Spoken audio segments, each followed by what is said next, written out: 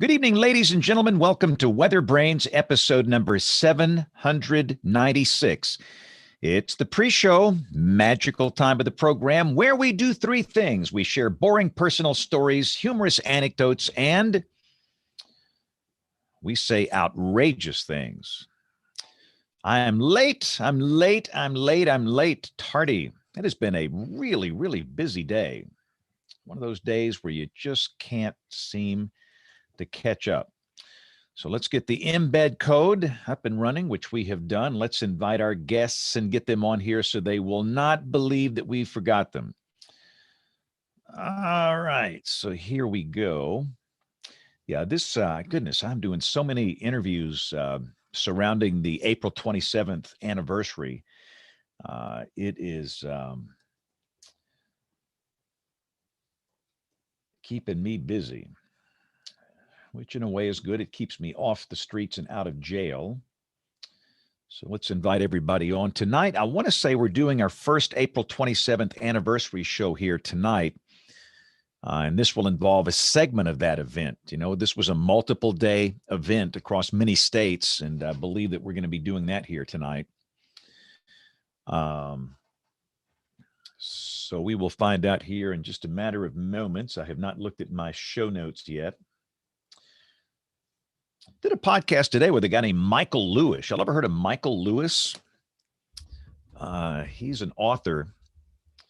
Wrote a book called The Blind Side, which they made into a movie with Sandra Bullock, and probably saw that. But a very interesting show. Enjoyed being on with him. But yeah, it's just like I've got back to back interviews and podcasts, and we're putting together a special, and it's just kind of a busy time of the year. So, but it's all good.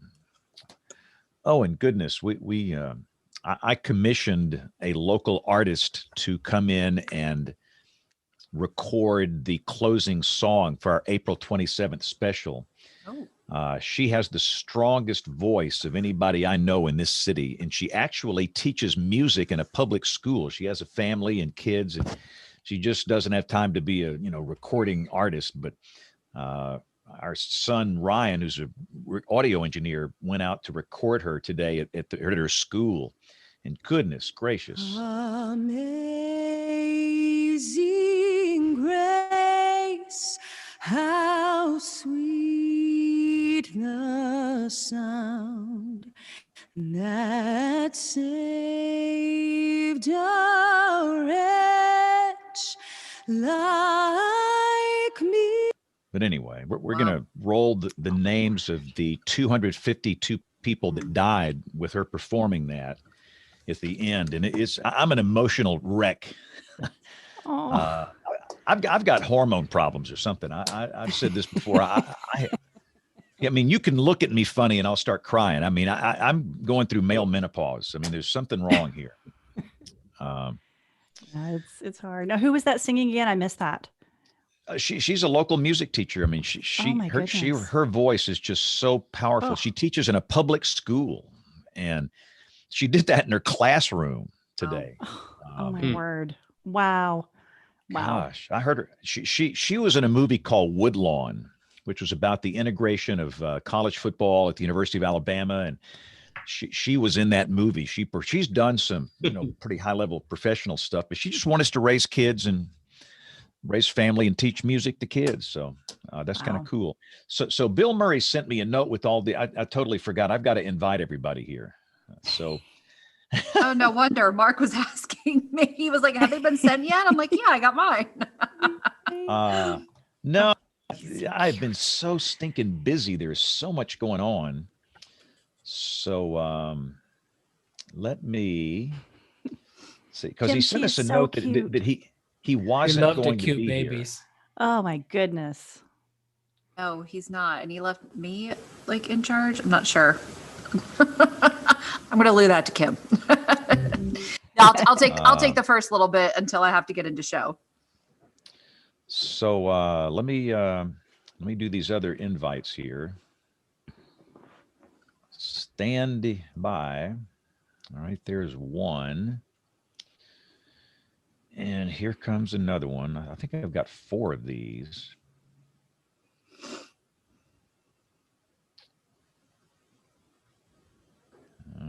There's another one. Kim, how old is she now?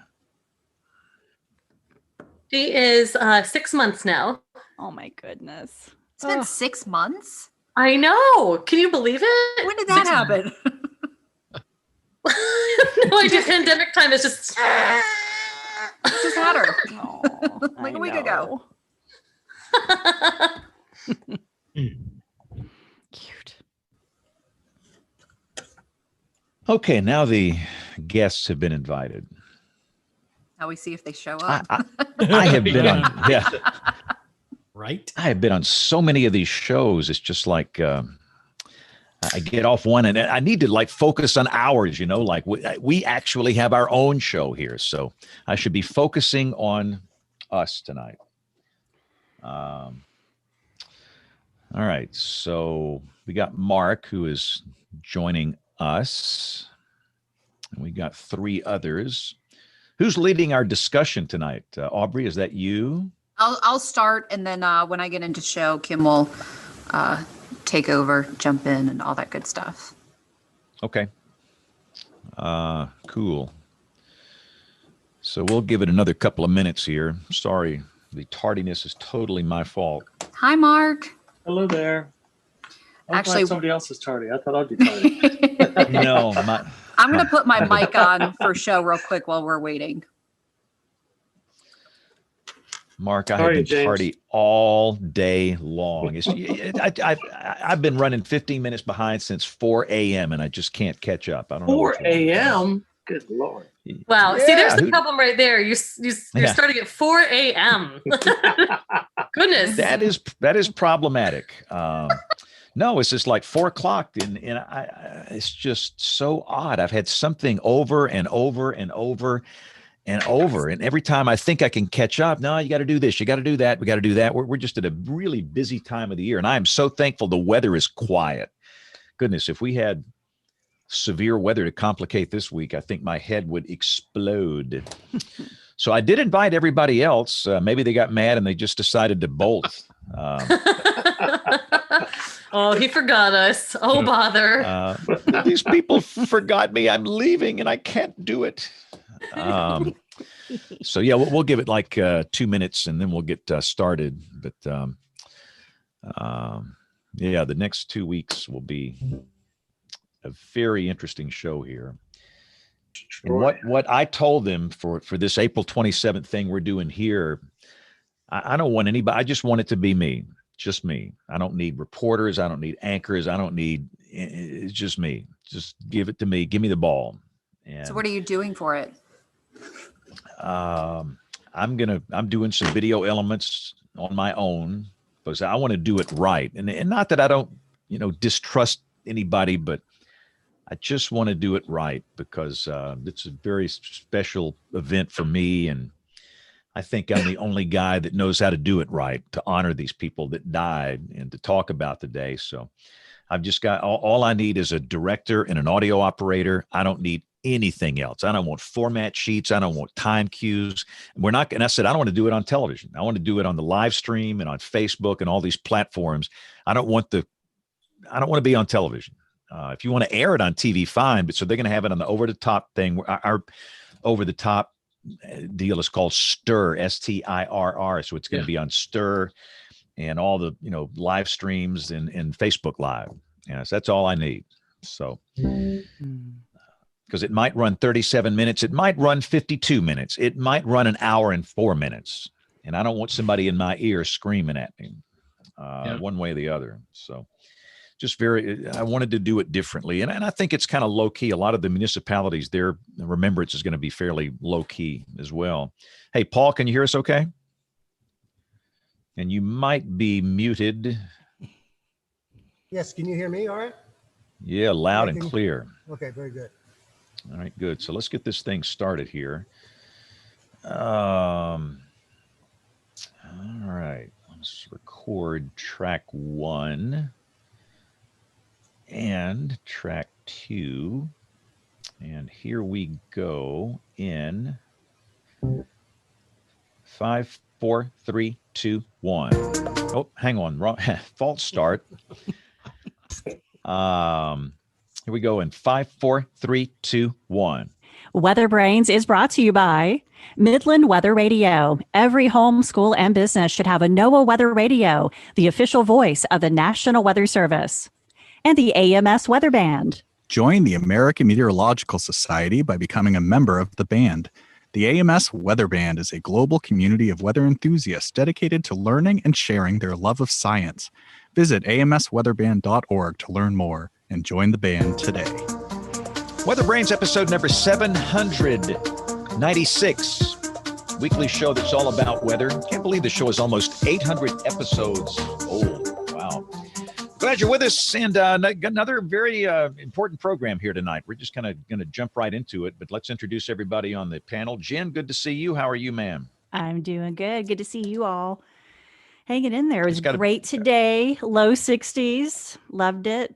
Yeah. 40s by Wednesday with snow here. So we can talk about that later. I'm not, as you can tell by the tone of my voice, I'm not a fan, but we could see maybe an inch or so here. Yeah, we might have some Jack Frost nipping at our nose down here by Thursday morning down here in the deep south. Troy, you going to get any of this cool air down in Austin? Yeah, the cold front arrives sometime tomorrow evening, a dry front, which is not what we want to hear around here with the drought that's going on. That colder air is probably going to have a lot more effect on Kim up in Norman. From what I talked to Dr. Kevin Clazel, our friend, this morning up there, and they're getting ready for that. But I think around here, we'll probably cool back to highs in the 60s, upper 60s, which is about 10 to 15 degrees below average by Wednesday. And some 30s across the outlying low-lying areas of South Central Texas, mainly 40 here in town. But this is the 2 years that continue to give, so nothing surprises us anymore around here. We could use a little rain. If anyone's got any extra rain, please send it to Austin. Cam, you gonna have a blizzard up there in Norman with this thing? Goodness gracious. If it was last October, I would tell you anything is possible. Poor Oklahoma and winter weather, but fortunately, I think we're missing out on the worst of this one. So we'll be getting hit by some of the cold, but we're not worried about the totals that Jen, you're worried about. Today we had a very beautiful, pleasant day in the mid 70s and just sunny and gorgeous, and it'll get to be a little bit cooler, but it'll still be spring like in the the 50s. Nothing to me, absolutely nothing to complain about. Being from northern Indiana and seeing all of my family and friends over there just dreading the next couple of days. I looked at our forecast and said, "Oh, it'll get near freezing at night." Darn. I wish, Troy, that we could have shared the rain too last week. We really did that nice, you get that nice little setup where you just have some overrunning and it just sits there. We had a very, very pleasant couple of days of rainfall, which help us a good deal. Really a whole lot of the West and plains can use the rain. So here's hoping that it'll be you sooner than later. Thank you. You'll get it. Nate, I got to give you an attaboy. That Twitter thread was outstanding. Oh, glad you liked it. Mm-hmm. It was really good. I'll tell you, that's my pick of the week, so nobody else can steal that. I can't even use it for my own. Okay. No. You cannot use your own Twitter thread for your pick of the week. I'm sorry. But that was just excellent. Sometimes we all, get frustrated at social media, but I just thought that was a great thread, and the discussion that surrounded that was just excellent. Mm-hmm. So thanks for taking the time to do that. Good. Thank you. For those of us who aren't on Twitter, can you, enlighten us? What was your thread about? I went on sort of a day-long in and out, dipping in and out in between things, reflection of my experience on April 16th and, how it went, some things behind the scenes, stuff like that. 44 tweets long over the course of about 12 hours, just sort of dropped in and out with some screen grabs and some thoughts and stuff like that. And I'll let James talk about it when he does his pick of the week. Yeah, you're ruining my pick of the week. It's my way of reclaiming my time, as is said in Congress these days. Yes. It was I appreciate the opportunity to talk about that last week here on WeatherBrains, and I hope folks enjoyed the conversation. And we had a lot a lot of coverage here locally about that. And I'll give you a hint that there's a little guest appearance for that in my president's message for the NWA newsletter this month. It'll be coming out later this week. So, Ooh, okay. Well, Aubrey, ma'am, I will let you begin to run this show. The floor belongs to you. Oh, It's your show. my. Take the It reins. feels dangerous. Okay. Well, we have an exciting show for everyone tonight, and probably a show that's going to bring up a lot of emotion. This was a very big event. This, I myself have been going through a lot of the national footage, putting pieces together, and it's still 10 years later. It's still very hard to go through and to hear the sounds and you're kind of going back through the immediate phases of this event. So first, I want to introduce Mr. Mark Reynolds, Chief Meteorologist at WJHL in Johnson City, Tennessee. Full disclosure, I interned with Mark, one of his many, many, many, many interns he's had throughout his, how many years has it been now, Mark? 30-something? 37. Right here. 37-year career. And he's in the Tri-Cities of Eastern Tennessee. So Mark was actually the person who kind of gave me the confidence to get into broadcasting. I wanted to be behind the scenes, and he said, nope, you've got the voice for it. You can do it. And that was it. Exactly. So Did you tell him what you did beforehand? I was a bartender. Yeah. Yeah. So I'd see her every week at Chili's. I said, you got to He get would. into TV. Yeah, he would come in. How can I get into TV? I said, you'd be great at weather. Let's try it. So Aubrey, where are the drinks? Oh, yes. we drank them all. A likely excuse.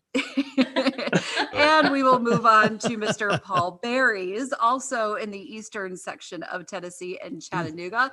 Paul is the chief meteorologist at WRCB in Chattanooga. And Paul, you're kind of rivaling Mark's yearage up there too, correct? Right. I've been here 36 years, but I've been in the business 46. Oh, okay.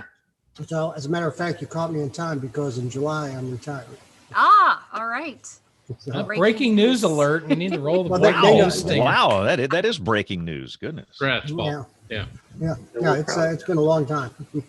So, Paul, we'll start with you since you're kind of first up moving in from Alabama. So why don't you talk about the day and the setup leading into that event? What were you guys thinking, and how different was this for the Chattanooga area? Well, first of all, I got to tell you that this is the second super outbreak that I've gone through as a forecaster. The first one was in 1974 when I was working. I got right out of college in 1973, and I had a job as in a private weather service in the Chicago area. Some of you may have heard, since somebody lived in Northeast Ohio or Northern Ohio or Indiana. There was a fella out of Woolwell named Earl Finkel, a meteorologist. Anybody remember that? Yeah, Earl was his private weather service was called Central Weather Service. And he hired me out of college for a whole $2.65 an hour, which I was just thrilled to get. But it worked out. And I remember April 3rd, 1974, as we're getting the briefing in the morning. Remember back in those days, there were no computers to speak of. The satellites were non-existent for forecasters like us. Radars were coming off a facsimile, and we mainly dealt with the Midwest. So we were looking at, he was going through all the charts. He went through the 500 millibar chart, and he stopped and he looked and he said, this is going to be a real bad day. That's what he said. And the most amazing thing to me is they use that line verbatim in the movie Twister. That exact same line. You see at the beginning of the movie, one of the forecasters says, this is going to be a real bad day. And it was. In the Chicago area where we were, it wasn't that bad. It wasn't bad at all. We didn't have any tornadoes. We didn't even have any severe thunderstorms. But we had the old weather wire in those days, and that weather wire rang all day long. And it was backlogged, so we were getting warnings and watches that were 3 or 4 hours old on the old tap, tap, tap, tap, tap, tap, tap weather wire. So that was the first one I went through. And this one, obviously, is so much different. It's even different, 10 years later. It's amazing how with the stuff that I've seen, and I tell the new meteorologists coming in here what I had to do before, they don't believe it. They say, how did you do it? I said, well, you did the best you could, but you were the selling point. The graphics weren't the selling point. And actually, for someone like me who had no broadcasting experience, it was the best thing that could ever happen to me. Once I got into TV, that I just had the old magnets on the wall in the back. And I talked about that, but I had to explain it, but I had to do it in a congenial way and not show them I was a professor, because I wasn't a professor. Because I had when I was sending out tapes for my first job, I had a news director tell me, and for any kids watching now who want to become a television meteorologist, this is the best thing I ever got from anybody in broadcasting. And it was, a fellow said, "You've got potential." He said, "But since you're a meteorologist, you've got a problem, because you think you're there to educate, and you couldn't be more wrong. First thing you need to do is communicate, then inform, and if you have any time left over, educate." Meteorologists do the opposite. They educate first to show everybody how smart they are, especially back in those days. You got to remember, my first job was in 1975. Yeah. So there were very, very few TV meteorologists. And I grew up in Chicago, and there was Harry Volkman was up there, and he was my mentor. I mean, if it wasn't for him, I wouldn't have been in this job. I wouldn't be talking to you right now. But I learned so much from just watching him, and he sold it himself. And that's what I learned. So when I finally got the job down here, and I've been here 36 years, that was 10 years ago. I remember that whole week. The week is sort of a blur. The thing that really stands in my mind is the day it happened. Because what we saw, I did not expect, and I will admit this, to my dying day, I did not expect tornadoes in the morning, that morning in Southeast Tennessee and North Georgia. And there weren't that many, but there was one. And there was one about a mile from my house, which was very upsetting at 9 o'clock in the morning. So I rushed to work, because we had our crew up there. We had our two fellows on doing wall-to-wall coverage in the morning. And I thought it was going to be much later into the afternoon and evening, which it was. And nobody could imagine in this market this many tornadoes in such a short time. Even 74 wasn't that bad in this market. We may have had 7 or 8, maybe 9, 10 tornadoes at the most in 74. But this time, it was enormous. And I ended up on the air. Remember, I'd only done wall-to-wall for maybe 3 hours max in my entire career, because this market doesn't get anything like you get in Huntsville or Nashville or Birmingham. One tornado is a huge story, huge. But they just kept coming. I walked in, and I was looking at the radar while everybody else was on the air to get reconnoitered, and I'm looking, and I couldn't believe it. I saw those 3 lines building up through Mississippi into Alabama, and I knew I was going to be there. Obviously, I was there all day. And we stayed on the air. I was on the air for 12 hours. But I do remember I had 4 bathroom breaks. So that was helpful. So we had our number 2 guy helping me out on that. But we all worked together as a team. In those days, we only had 3 people. And so we all worked together. One fellow was doing the internet stuff, the Twitter and the Facebook and all that. And Nick Austin was our number 2 guy, and he was controlling the computer for me while I was standing at the wall. And we worked together as a team, and it worked out, unbelievable. I mean, it really worked out well. But it's when you work 12 hours straight, and your voice is starting to go, and you're drinking lots of water, just trying to stay alert, and then all of a sudden, maybe you're halfway through it, you say to yourself, I don't think I can keep doing this, because it's not going to end. It was absolutely the most thrilling and the scariest thing that I've ever done. I wasn't scared for me, but the lines that I was seeing. And I didn't see the stuff that was happening in Birmingham because I was on the air. So I didn't see any of that video anywhere. I just saw what we had here. And around the worst tornado of that day, not the strongest, but the worst one, right in the middle of the metro area, hit a town called Ringgold, Georgia, and then hit extreme southeastern Hamilton County, which is the county Chattanooga's in, and hit a town called Appleton. And then it went just south of Cleveland, Tennessee, And then it faded out, got much smaller, and moved a little further north and east. But that tornado, about an hour after it hit, somebody had sent us video of the actual tornado. And so I'm on the air and I'm talking about the storms, and somebody said, Paul, we have video of the tornado in Ringgold. Now, I knew Ringgold got hit, but I didn't know how bad it was. Nobody really did. And I knew it looked horrible on the radar, but in those days here, we had level 3 data. We did not have level 2 data. So it wasn't that good. A couple of years later, we got level 2 data. So, and plus HTX, which is the radar site for Huntsville and Chattanooga, the radar hadn't gone down, but the communication line had gone down. So I had to use the composite. And, you know, obviously your resolution goes even down further on that. So I used that. But the nice thing is, and the thing, and I told our vendor, which is Baron, I'm sure some of you use Baron, some of you know Baron. The Baron software was tremendous because we got skits off the Baron software off the composite, where my main competition had, we used in WSI, I think it was WSI, the other central WSI, I couldn't remember. But he was not getting any skits on his. So he was just looking at it, sort of flying blind, because nobody was getting any data or straight data from HTX. And so I was able to, and I thanked them about that. I said, you guys saved my butt. I said, otherwise, you know, I wouldn't have had much data to speak about again. But this tornado, when it hit, we got the video on the air and we watched it, and it reminded me of stuff that I'd seen in the Great Plains. And I couldn't talk for about 30 seconds. Literally could not speak because I was choking up. Because I knew people were dead. And that really bothered me. It still bothers me when I think about it.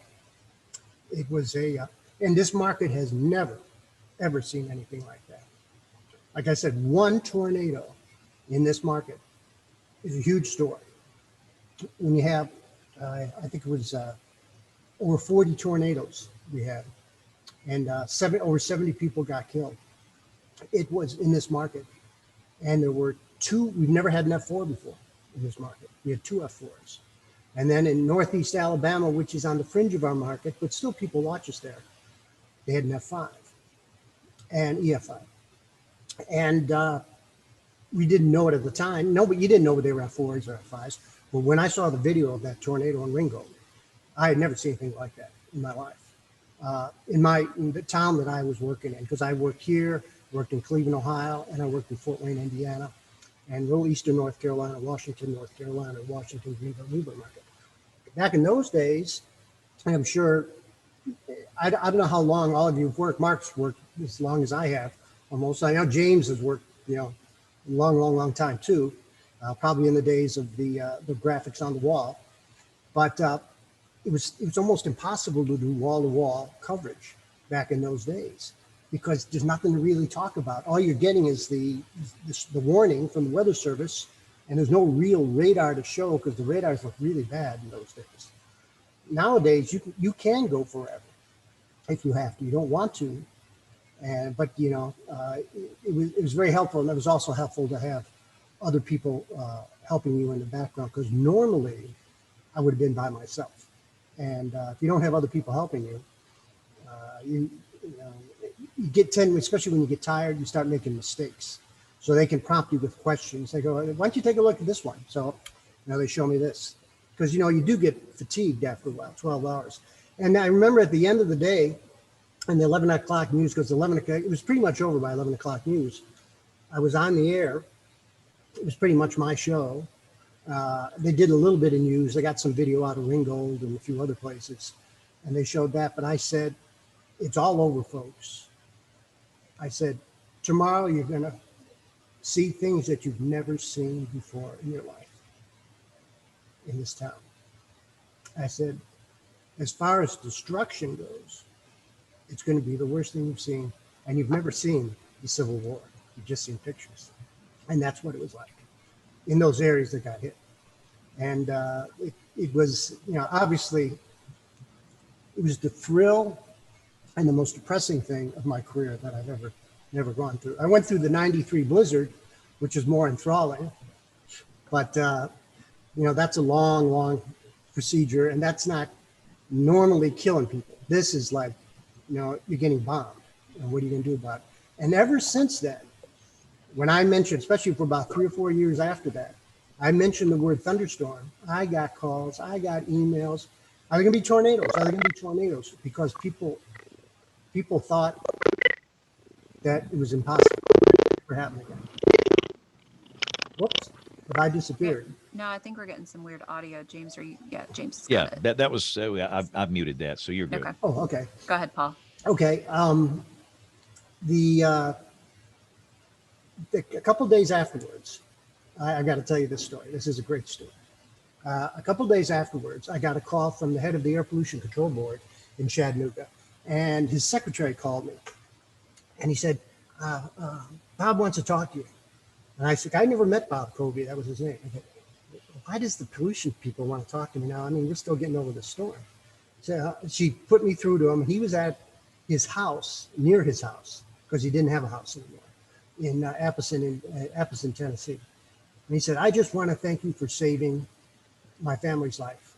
And I said, well, what happened? He said, we were watching you, and you said there was a tornado heading towards Appleton at a certain time. And we immediately got up. We went into the center of our house. We had practiced this. We had gone into this room where there was he had his gun safe. He was in the interior part of his house. And the tornado hit within a minute after you said a tornado was coming to Chattanooga or to Appleton. So the house blew up, and his wife broke her shoulder because she had something hit her. But the house got destroyed. And I told him, I said, I didn't save your life. I said, you saved your family's life because you had a plan. You're one of the few people that did. Most people don't have plans. They figure, nothing's going to happen. And those weather guys don't know what they're talking about, especially in this market. Because when I got here 36 years ago, everybody told me, don't worry about tornadoes. The mountains protect us. I don't know if Mark's gotten that up in up in Tri-City. Still get that. Yeah. Many times. Yep. Yes. They say, mountains protect you. And every time we've had a little tornado, or we had, in '97, we had a F3 at the time on Good Friday. And some of them, that was just one. That was just one tornado. After this, nobody thinks about the mountains protect you anymore. And they're still sort of terrified. I get emails and calls, but not as bad as it was, a few years after this event. But I learned so much about human psychology after this, because there is a form of technique when you're forecasting the weather on anything, on snow, because snow's so big in the South, that you have to word it just right. As my wife says, you're fudging, you are, right? And I say, yeah, that's sort of. I gotta go, but I don't want to get people upset. So you have to explain to them that this is the risk. This is what could happen. This is what could happen. I said, and we think this may happen. This is the forecast now, but we may change it. So you don't get people too excited about it, because you know how badly they want snow around here. I would rather miss a snowstorm, in a sense, than tell them we're going to get 8 inches and then nothing.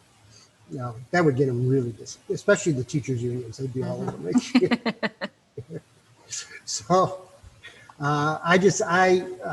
through that day, it was the most, as far as my career goes, the 46 years I've been in TV, it was the most emotional day I've ever gone through, by far and away. And Paul, how long was that path on that tornado? Because that was a long-lived. Well, the Appleton tornado, that started just a little bit to the west of Ringgold, Georgia. Okay. Went through Ringgold, went through Appleton, then went in southern Bradley County. I'll tell you the story about Bradley County because I went out there later on.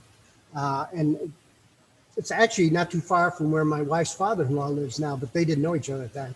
And the tornado went just south. If it hit Cleveland, I can't imagine the damage because it just tore everything up in southern Bradley County. And then it ended up in McMinn County, but it was much, much smaller. So it was on the ground.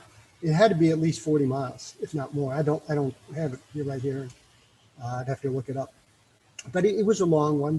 But the worst one was the one on Sand Mountain, Tennessee. I mean, Sand Mountain, Alabama, was just, that was people who lived up there, and most of them live in mobile homes. Everything was destroyed. They found a safe. The reason I think this is the Weather Service in Huntsville decided to classify an EFI because they had the safe, a huge safe that had gotten blown out of a house and blown a couple hundred yards away. And I don't even know, it must have weighed 300 or 400 pounds. And for something to go through the air that far, it had to have tremendous winds. And I've seen pictures of it that it was terrifying. It was definitely what you would see in a wedge tornado in the Great Plains. So the whole day was an amazing experience for me. And that's such an incredible story, especially in an area that you're not used to a lot of that activity. So, Mark, how active are you with tornado warnings and severe weather in East? Also kind of more in the northeastern Tennessee section. Obviously, still in the mountainous area, but how active is it there? I know David Holtz is on here as well. We've had an increase, I would say, at least according to radar. David may agree with that because we're just more population. We've had more tornado warnings. The problem I have here, being in this market this long, for years I would go out and tell people, you could have tornadoes in the mountains, just like Paul was saying. And people always had that misconception, no, it's never going to happen in the mountains. But if you ever have been up to East Tennessee, the way the tornadoes touch down, you can stand right there and you are right next to that mountain chain, which is phenomenal to me. So many things, and I'm doing stories right now. I've just done 3 stories last night, and you do the interviews, and what comes back to you, it's just like yesterday. My issue was, Paul, I went through 1974. I was in Ohio then, in Columbus, and we used to call it Tornado Tuesday, Tornado Thursday. Many of you may remember the 70s. It was horrible. We had tornadoes every single week. It seemed like. I thought the world was ending in the 1970s. It was unbelievable. It was. And I remember my grandfather was doing a church play in Xenia the night Xenia got hit. So that was quite traumatic for us, as a family as well. But then, here comes 2011. And just to give you a short tidbit, my parents had just moved here a couple of years before that. And I don't know if you've ever dealt with family while you're on air doing a tornado coverage. I had told them, my mom said, hey, if something happens, let us know. Well, then you get on the air nonstop, you can't stop. And the next thing, just to go fast forward for a minute, the tornadoes were touching down and people were calling saying that their neighborhood was demolished. So you're on the air. What's your first? It just about tore me up, but you had the job to do. I know that. But eventually I had time to go and make sure, it touched down close, but not that close. Some of the damage. But during the 2011 tornado outbreak, we warned people over and over again about tornadoes, how they do happen in the mountains. You look at the 1970s, similar paths. This, unfortunately for us, happened during nighttime. We started on the air at 5 o'clock news, then we broke into Survivor, God forbid, and then we started full time. If you know what breaking into Survivor is like, but once we started, it didn't stop. Unfortunately for me, I had a new guy, Nathan Scott, who is now doing great in Little Rock, Arkansas. It was his first severe weather event ever because he had just gotten into the business in Ohio not long ago. And so he did not know anything about our radar. We have the Barron system, we had Fast Track, didn't know anything about it. So therefore, which news directors hate, I had to sit at the radar because I couldn't be on the green screen because nobody would have run the radar. So that was quite challenging for us, but we were on nonstop and most of those happened late at night. The unfortunate part is for me being a meteorologist, I've seen the damage. I flew in helicopter afterward. I would have loved to just seen how big they were. It bothers me greatly to this day. We lost people like I'm sure all of you feel because that hits you in the heart. You warn people. You can only warn so much. And like you say, they got to take care of themselves. You tell them it's there. You hear people say, thank you for saving our lives. But at the same time, it does bother you that they perished. And unfortunately, we lost our first tornado hit Fall Branch in Bayleton area. and Ducktown, or not Bayleton, but Ducktown and Fall Branch, right up parallel to Interstate 81. And then when the two big tornadoes hit down in Camp Creek, that's southern Greene County, if you've looked at that at all, two tornadoes crossed paths within an hour and 40 minutes of each other. So we had Camp Creek get hit, and then right after that, Horse Creek. So that was 8 fatalities right there. The unfortunate thing is when you're doing nonstop coverage, it's hard to get reports out of that. It's very rural, mountain area. And as a result, we got no reports from people until the next couple of hours in the morning. But the other big concern, which I'm sure David may talk about, a lot of people, so it started about 8 to 9, 10 o'clock. We had Camp Creek and Horse Creek tornado. Then it went up into Johnson County, which is phenomenal because that is all mountains. And I mean, right down the mountain. And I flew right over that. Just amazing to see the destruction to the trees and the whole path. You could see it for miles. But then as it came up into Glade Spring, Virginia, which was an EF3, the big concern, and I know the Weather Service was concerned, somehow this report got out to our newsroom as well, that there were 500 people trapped at a truck stop or at a truck stop in Glade Spring. So everybody focused their attention to Glade Spring. Our news crews were going up there.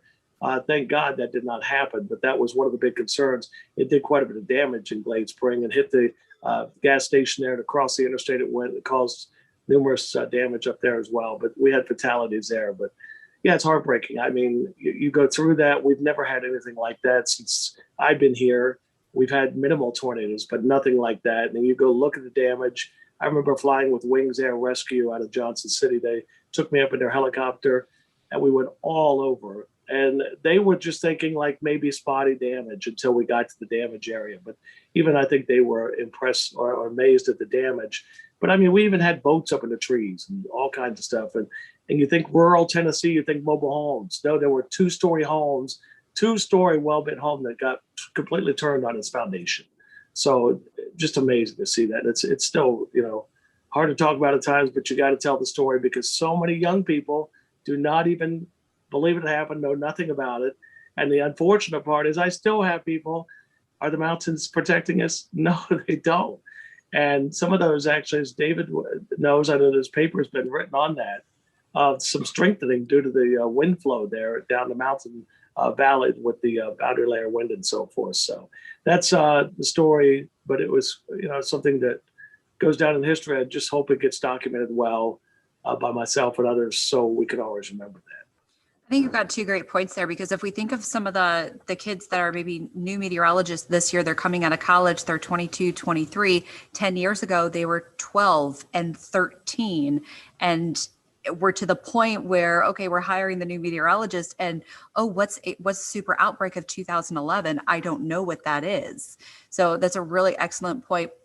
One thing I do want you to talk a little bit more about is Glade Springs. I was just pulling some video from DBJ, which is our sister station, and it's kind of just on the fringe of their area. And I heard a story of a trucker who was at the truck stop, and the big semi truck broke, but he sheltered in his floorboard in the driver's seat and amazingly made it. So if you can kind of describe maybe the Glade Spring area to us. Yeah, from what I've seen, because I've got many pictures. Unfortunately, I'm doing a remodel and it's hard to find everything in my house. So sorry about that. But the Glade Spring tornado was kind of fascinating because there was mobile homes across the interstate. So that'd be the south side of the interstate.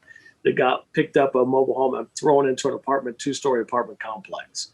So that's how it started. And then the whole thing went right over the truck stop. Tractor trailers were flying in the air. Also, the big giant concrete things that hold your lights, those were cut in half. I saw one of those completely cut in half, which was totally amazing. But once it went over the interstate, it did more damage to homes. I know the town of Abingdon has done remarkable at tagging every single house that had damage, which I'm sure they do in other areas. But just right after that, I mean, I talked to quite a bit of the officials up there. But it was quite devastating. All the damage across the interstate, stuff flying across the interstate, because that tornado went right across Interstate 81. And that was right after midnight. And I think, I lived in Johnson City for a number of years. And when I would travel back to Johnson City from Harrisonburg on 81 for years, afterwards, you would approach Glade Spring and it would just hit you because you could still see the tarps, you can still see the snap trees, and it's on the interstate right there. And it was that reminder all the time of the powerful and destructive tornado that happened there. And Mark, you're very lucky that you guys did not hire me, because you would have had me on radar, I guess.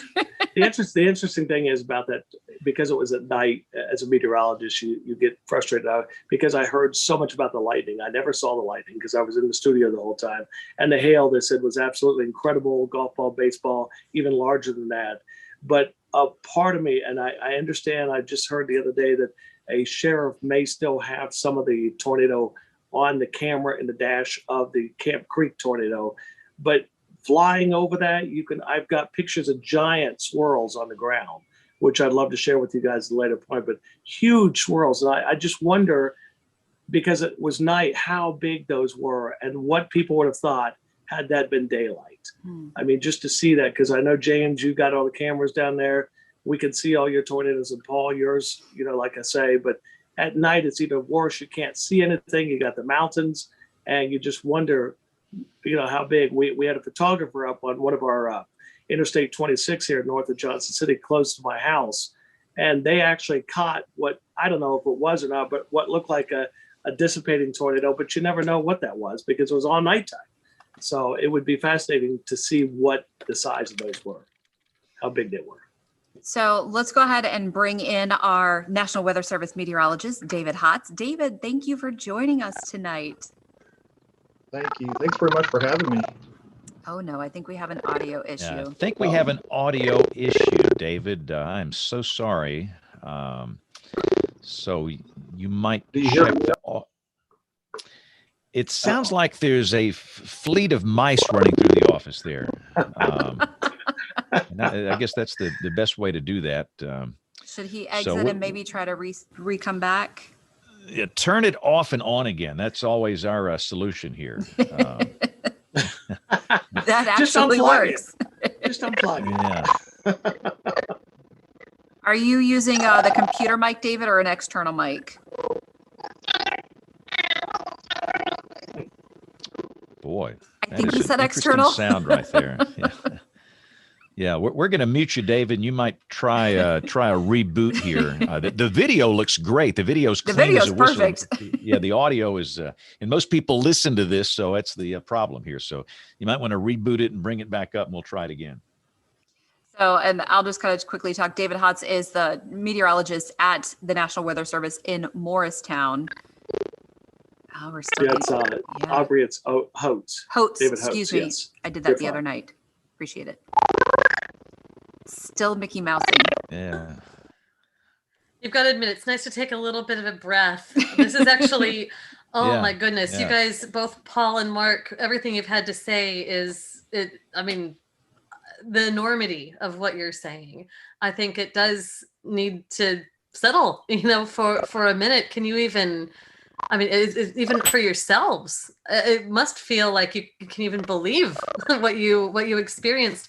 While we're waiting for David to get the audio together, I'm curious if you've talked a little bit about some of the areas, that were affected in, mountain terrain. I'm a geographer. One of the things I really enjoy in this work is getting to know the people and populations that find themselves in harm's way. For some of the places that you were talking about, for people who are unfamiliar with the area, can you tell us a little bit of what it's like? Are these areas, you said there's some areas that are quite rural. Some of them are cities along an interstate. Just tell us a little bit from your view of what the areas are like. I'll tell you, in East Tennessee, we are about an hour and a half northeast of Knoxville. So when you go to Pigeon Forge, Gatlinburg, that area down there, they actually have 4 in the Smokies, which is a whole different story. I'm just amazing. I know there's a college professor who counted every downed tree in that storm. But in southern Greene County, which is basically a county over from I-40 that goes down through Cobb County to North Carolina. And then it's a one county southwest of Johnson City. And when we talk about tornadoes, that is a small rural area. David will tell you they get extremely high winds there on a sunny day, which will rip the roof right off a building. We've had to happen many, many times. David's team down there at the Weather Service in Morristown, they've done great papers on that. So when I went out, and even last week I was out doing interviews, that's why the people didn't believe it was going to happen, because they get these winds all the time, 70 to 100 mile an hour wind gusts. They also get that down in the Smokies. There are 2 locations. When the winds are just right, they come down the mountains. And as a result, people just didn't think it was going to happen. One guy, unfortunately, went to bed, and he got blown out of his house after he went to bed, after he said that it wasn't going to happen. So he was going to bed. And those are the heartbreaking stories that you hear. And so these are literally, it takes almost an hour from Johnson City to get down into the remote area down there, but it's butted right up against the mountains. I mean, you could stand there, and there was one story. We had a couple, they had gone through Hurricane Andrew, house destroyed. They moved up to Greene County, Tennessee, Camp Creek, tornado hit the house, damaged it. I mean, how often does that happen? I mean, it's just amazing. And I was there, you could see the whole front of the house gone. But those are the type stories. And you have the cellars, which I'm sure you're all familiar with, but you don't think that in East Tennessee, you're going to have to need to do that. I remember our video that we shot that day, our photographers, you could see the doors open to the cellar where the entire family had gone down to the cellar. And right behind that was a view of everything in their life blowing to the fields. But one of the interesting stories I talk about is the farmers. And I'm sure you deal with this, James, down in Alabama. We had farmers, I mean, all across the area. One farmer, the church wanted to get in and see this, help out.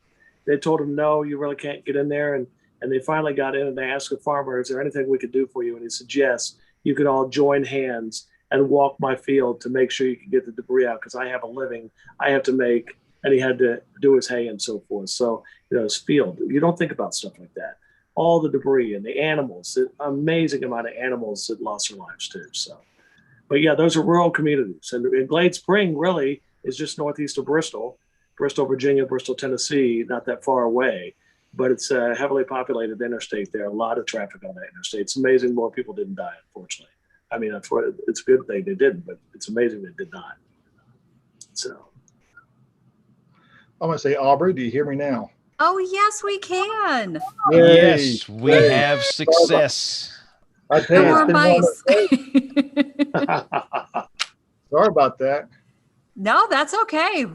We'll get it fixed, and we're glad that it was resolved. So I will now formally introduce David Holtz, a meteorologist with the National Weather Service in Morristown. Now, Morristown is also situated in eastern Tennessee. It's just to the west of Johnson City, and it's east of Knoxville, if you are unfamiliar with that area. So, David, thank you, and welcome to the show. So Mark and Paul were kind of talking about their experiences and also touching on the 1974 event. So how long have you been in Morristown?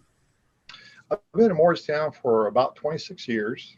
I've been in the Weather Service a little over 36 years.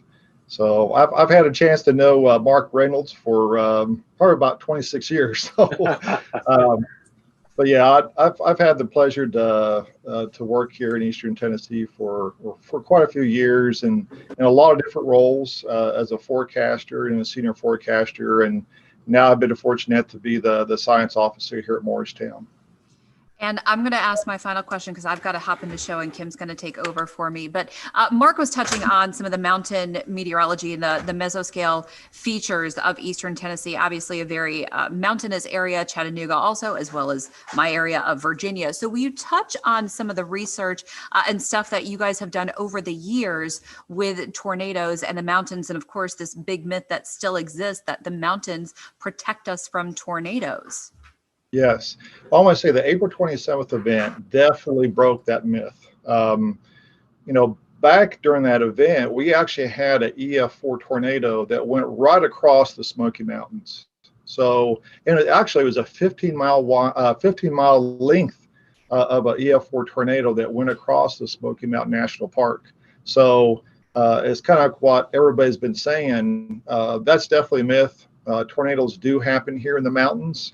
Now, there are some facts that the mountains do, especially across kind of the northern and central parts of the Tennessee Valley, that the numbers of tornadoes are a lot less than we get like in the Southern Valley as well as across the western areas like Middle Tennessee and definitely down south into Alabama. So definitely the mountains do help to keep the numbers down across eastern Tennessee, but these type of events show you that mountains do not stop them. So we have to be ready for these potential type of events. Now, what type of research has been done? There's been a lot of different research. I know the University of Alabama Huntsville has done a lot, but a lot of different people are doing research in the past or ongoing research that's currently going on now for tornadoes in the mountains. One of the things that Mark kind of brought up is that the terrain, a lot of times, will help focus the winds, maybe across like an open valley. Another thing that happens too is when tornadoes come off like a ridge top, sometimes you can get kind of a stretching of the vorticity within that tornado, which can help to intensify these type of tornadic events. So there's a lot of research out there that's looking into tornadoes, and a lot of really good kind of a collaboration of this research between the National Weather Service as well as the academic community. I'm glad you mentioned that. I'm sad that Aubrey left before we could really dig into some questions with you, because I'm sure she had some specifics. But for me and the rest of our listening audience, the rest of the panel here, were you working that day? I'm sure that you were. And Paul and Mark have shared their remembrances of what the event was like. And we'd just love to hear the same from you. What that event was like, and then for all of you, I'll follow up with what the days ahead of it were like. But go ahead and just for right now launch into the day of. Sure. Well, the day of, I tell you, it was a day that you knew there was going to be a big day, and you knew when you walked in the day that you're going to be there for a long time. And so my day pretty much started right around 8 o'clock in the morning. We had our first round of actually tornadoes that moved across the Chattanooga area and kind of went up the Tennessee Valley in the morning hours. And then we had kind of a break. As a matter of fact, our warning coordination meteorologist, Tim Troutman, who used to work here, he went down to around the Athens area and also around the Chattanooga area and started looking at some of the damage that occurred that morning. And the crazy thing is that we had another round of tornado potential storms that went across the same time he was down there. So he actually heard some of the sirens going off and had to take shelter during the morning hour time frame. But then as we began to kind of move into the afternoon hours, that's when it was almost like a train track. I hate to say that kind of a wording, but that's almost what it was like. We had like one after another supercell tornadic storms that were coming off out of northern Alabama, northwest Georgia, right into southeast Tennessee, into the Chattanooga area. And it was just like one after another. And then they continued to move up across the eastern Tennessee Valley, a lot of times almost the same location. And then eventually, as we got into the evening hours, they moved up into the Tri-Cities area into Southwest Virginia. I know Mark was talking about Glade Springs. I know for me personally, I had this kind of the same type of stuff. A lot of people, when they work the weather business, and you have a family, because I have a family of 4. I had a young family back that time, and they were at the house, and my wife would say, what's going on, and keep me updated for all the stuff. And there's a lot of times my wife had all the kids secured in the safest place in the house during the time I was working. So it's definitely a very touching thing when you're working for the National Weather Service, because when you're sitting there and you're working through the computer systems, it's more than just the computer systems, it's people's lives, and it's very touching. And it could really wear on you as you go through the day. Yeah, and it was quite a long day. And Thank you all for sharing so much about that. I know that we'll get more into the day of and perhaps some of the particulars, but I'm really interested. Several of you have raised that there's this issue that you feel is really prevalent, a communication issue for the populations that live in the mountainous terrain, that the mountains may protect them. And you were speaking a little bit to trying to communicate during the event that, hey, don't rely on that today.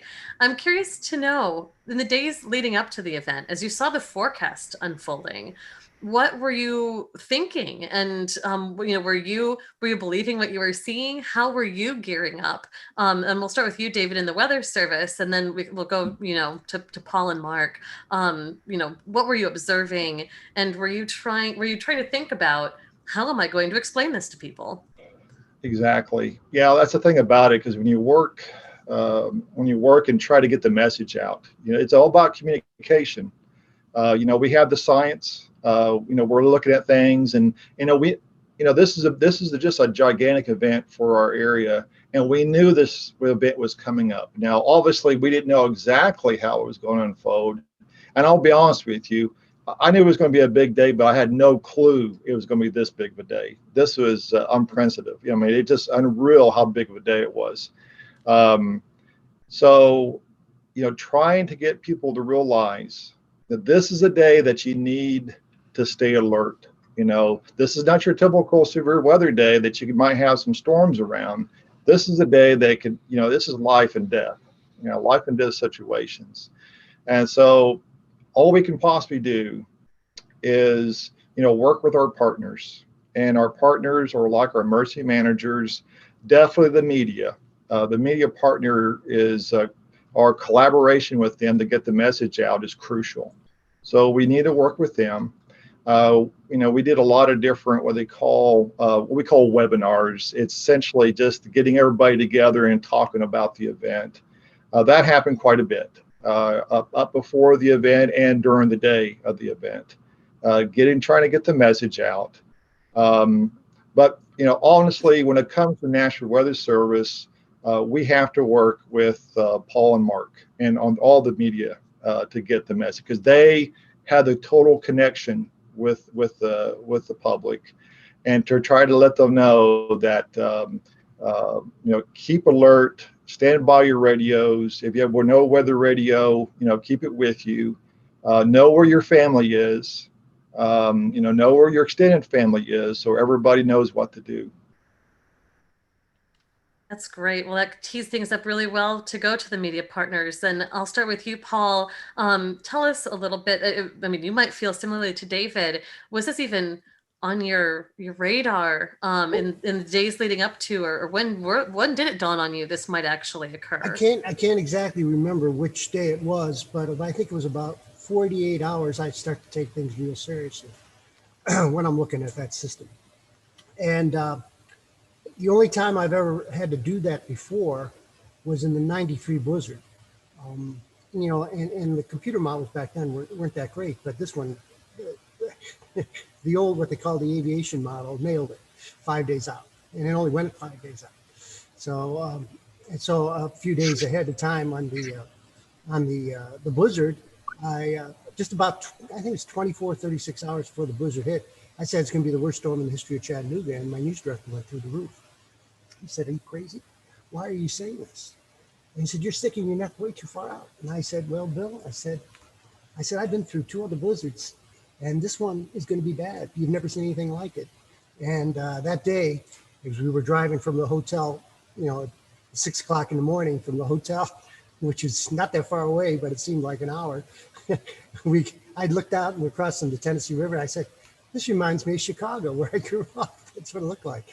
And this was the same type of thing. I want to tell you that after the morning tornadoes hit, and I had gotten dressed, and got my hair combed and all that, I knew the other guys were doing it. I couldn't watch them because all the power was out at our house.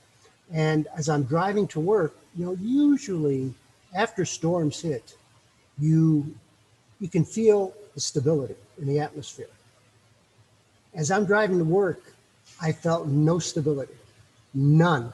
And I said, "This is really weird. I've never seen this before." And that's when I got concerned. And then when I came into work, And I looked at it and I saw there were 2 lines in Alabama and 1 line in Mississippi that were all by themselves were horrible lines. And this was absolutely the worst I've ever seen. And I hope I said back then, I said, I hope I never have to do this again. The next year we did a 6-hour wall-to-wall, but it was nowhere near as bad.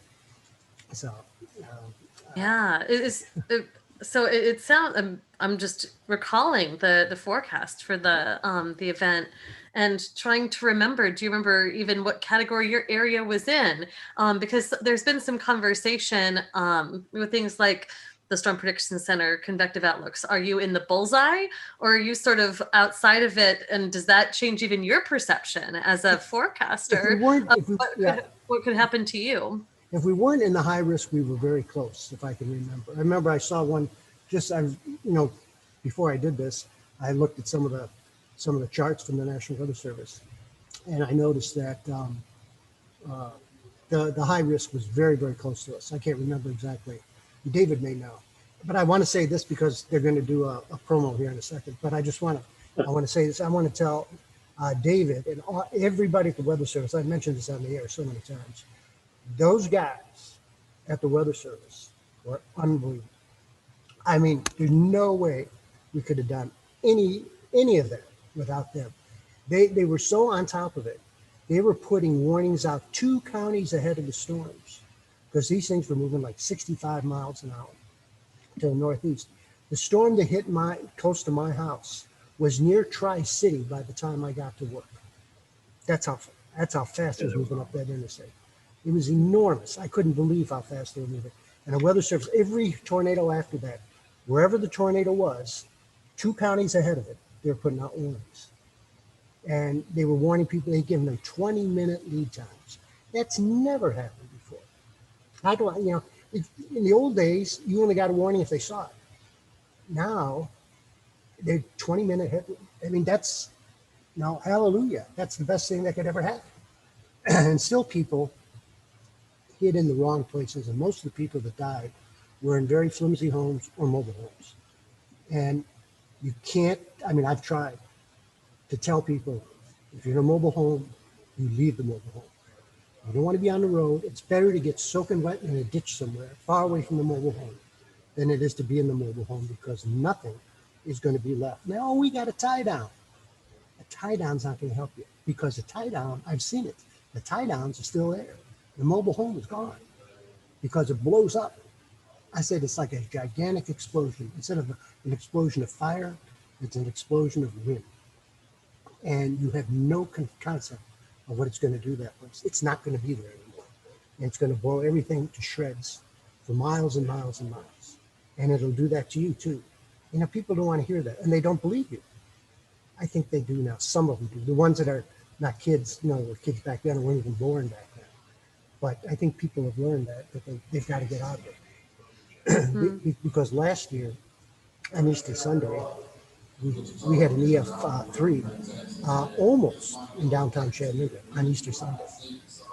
And we had a nice CC showing up on the radar, which we did not have that ability. We didn't have the dual power back then.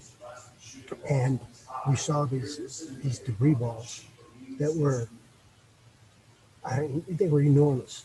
And I wasn't even looking at it. I was just looking at the gate to gate because it was so close to downtown Chattanooga. And I was showing that on the air and telling everybody. And then our weekend person was helping me. And she said, Paul, take a look at this. And she popped up the CC. And there's this bullseye of debris.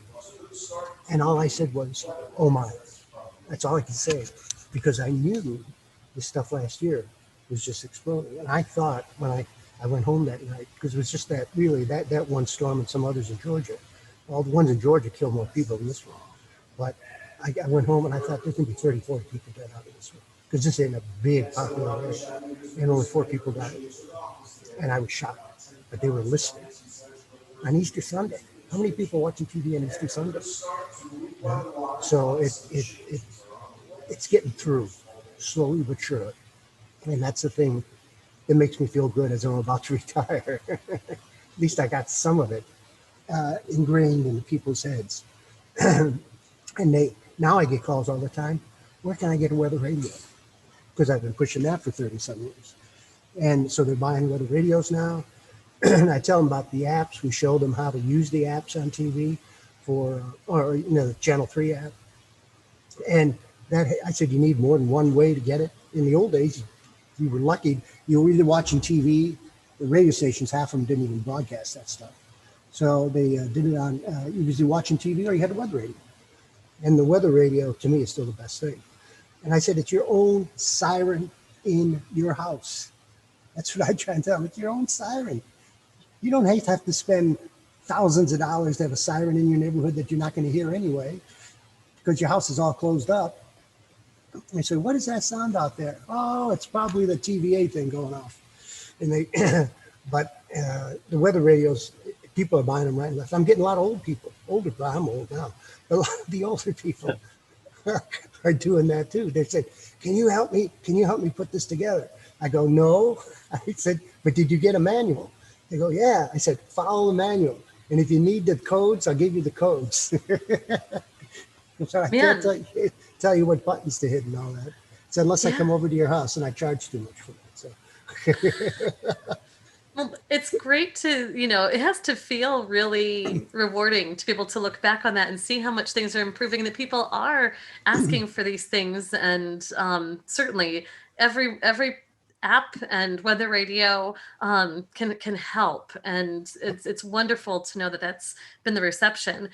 Reflecting on what you've said, that a single tornado could be a huge news story in your area. Oh, that's right. It just seems like it's a really important but very difficult uphill battle to get that attention and recognition. This is an issue you really have to pay attention to here, and it makes sense. People could come up with any explanation in the world for why tornadoes do what they do, and there's so few of them.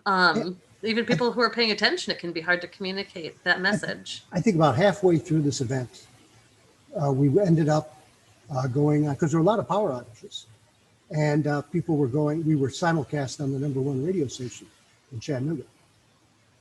I didn't even realize, they didn't tell me right away. Then later on, they told me that we were simulcast on what they call US 101. And it's a country station. But we were wall to wall on US 101 too. And people were listening to us. As a matter of fact, this is when streaming just came out, streaming just sort of started. And people in other towns far away from here were watching us.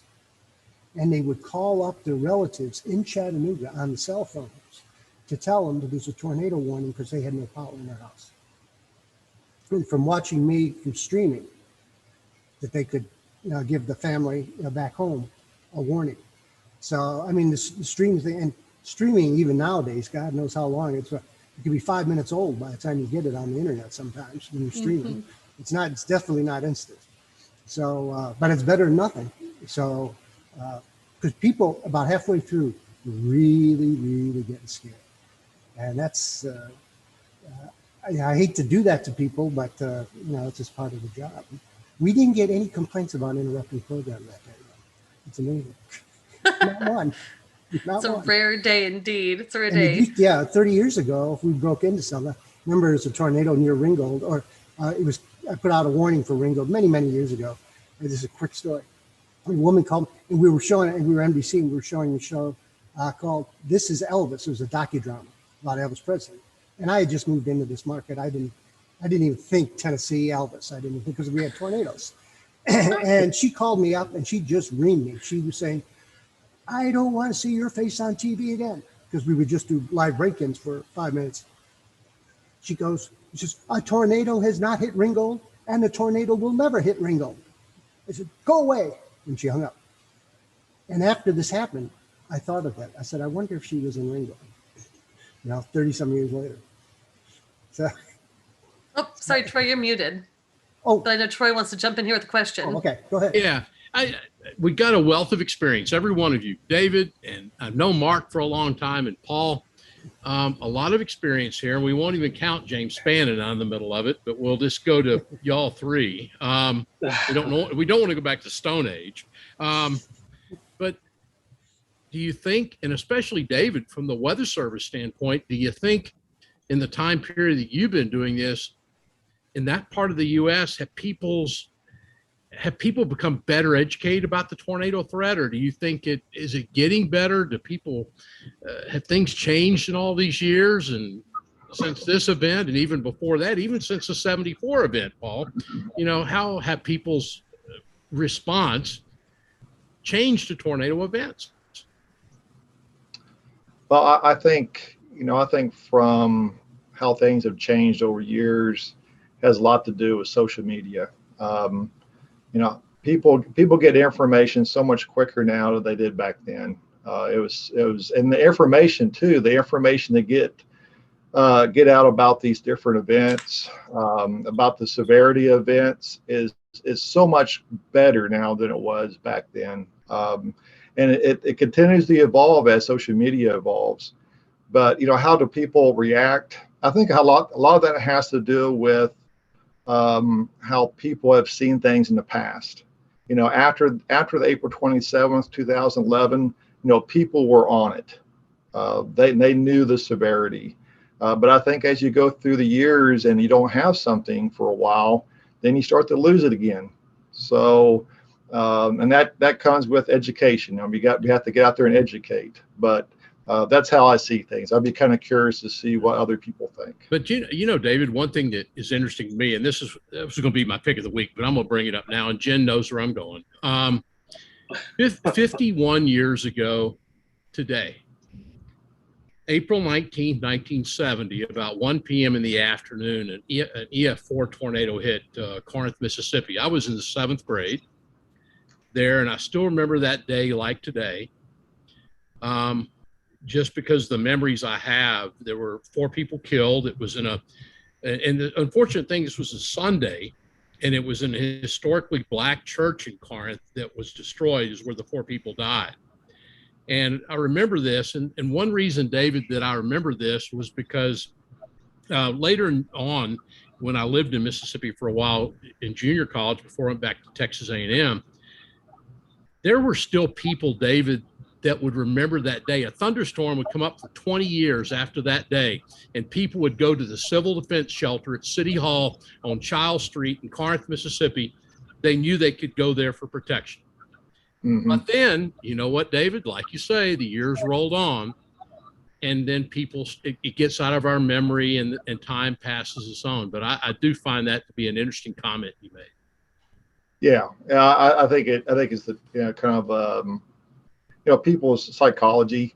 It really gets in people's psychology when it initially happens, mm-hmm. and they just but as time goes by, it kind of goes through other things. Other things happen. You go through Christmas, you enjoy your Christmas time with your family, and these other experiences become more real to you. And so I think it's just through a process. But one thing we could always do in regard to the National Weather Service, working with our media and working with our partners, is try to continue to educate the public about these different things. Let them know when this is a day that you really need to pay attention. This is a day that's not just your typical day. It's kind of like what Paul was saying. I went outside, Paul noticed that the instability was not leaving like it normally does after a round of thunderstorms. It's staying, you could feel it.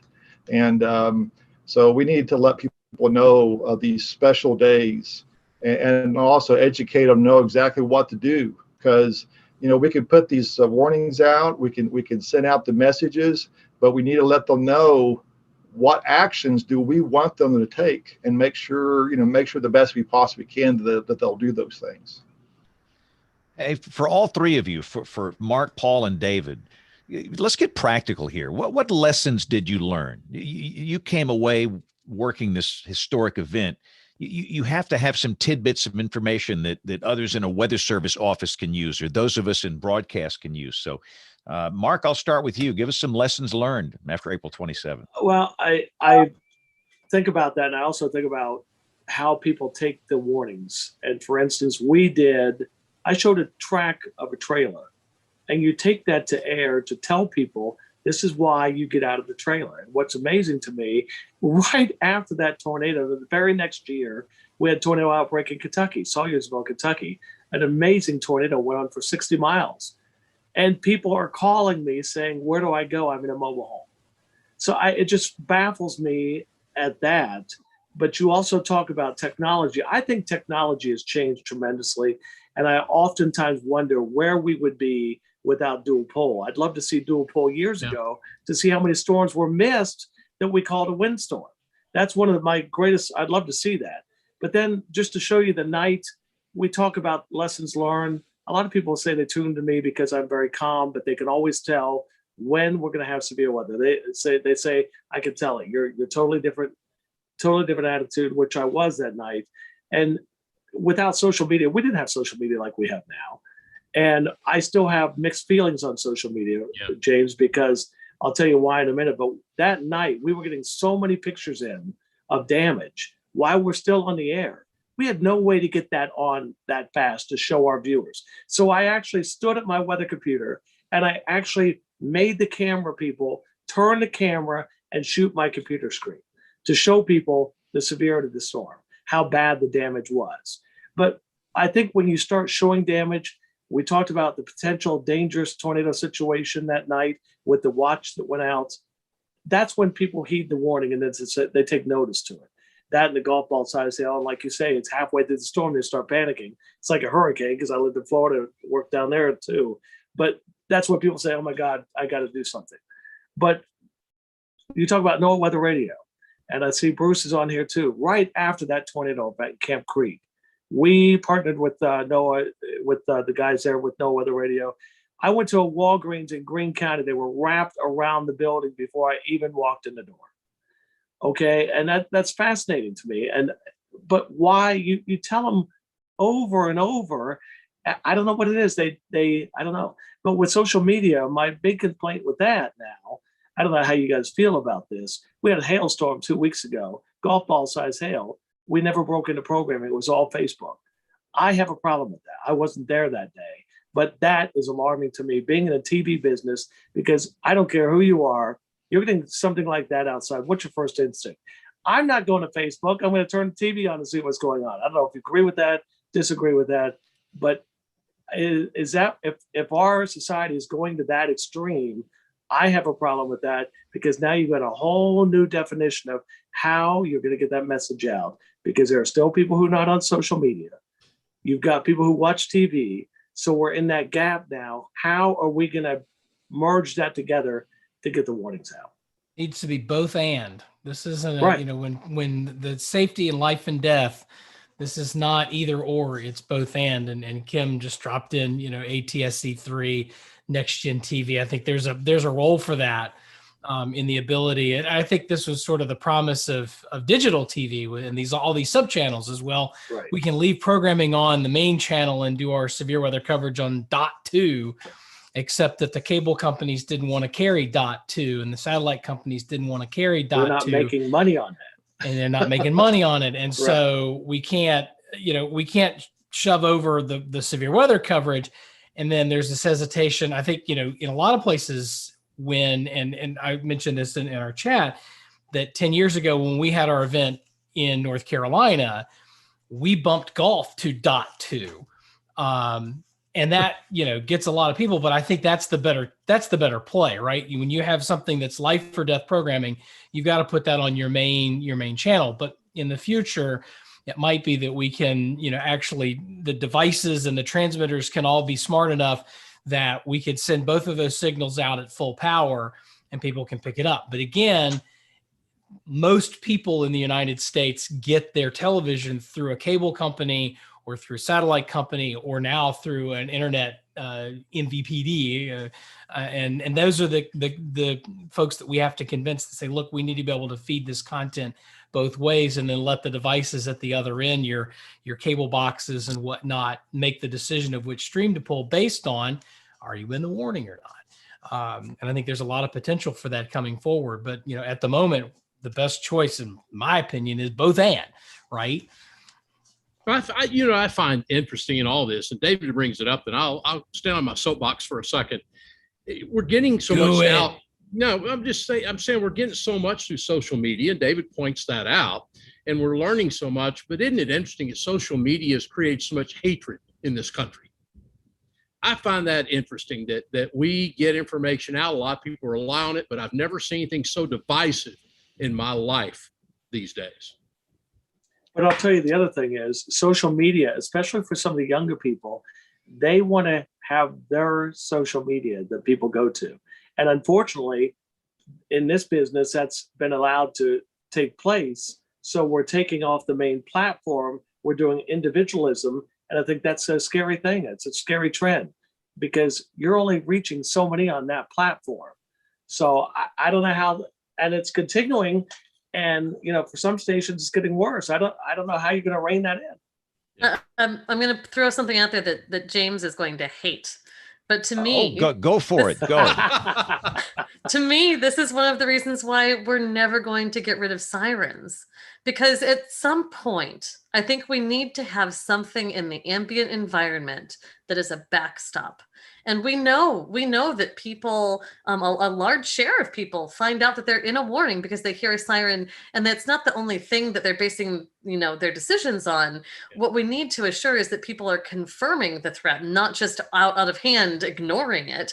But usually if you hear thunder and you hear a siren, that's enough to get people to go confirm the threat somewhere else. And especially if, one of the things that you guys were all talking about with this kind of an event, you have some pre-event awareness. So people know, this could be the kind of day where I need to actually pay attention to this, even if they have it in the back of their mind that, I don't think that it's going to go over that mountain, and that's certainly something that is a really interesting prevalent feature of the psychology of that region.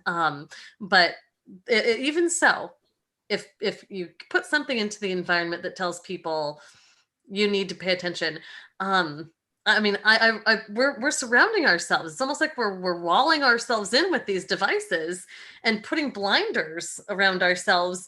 And as much as we think that people can get more information through these things, we're creating clutter that's really hard to shoot through. And Bruce, I think the idea of having something like a weather radio, you need something.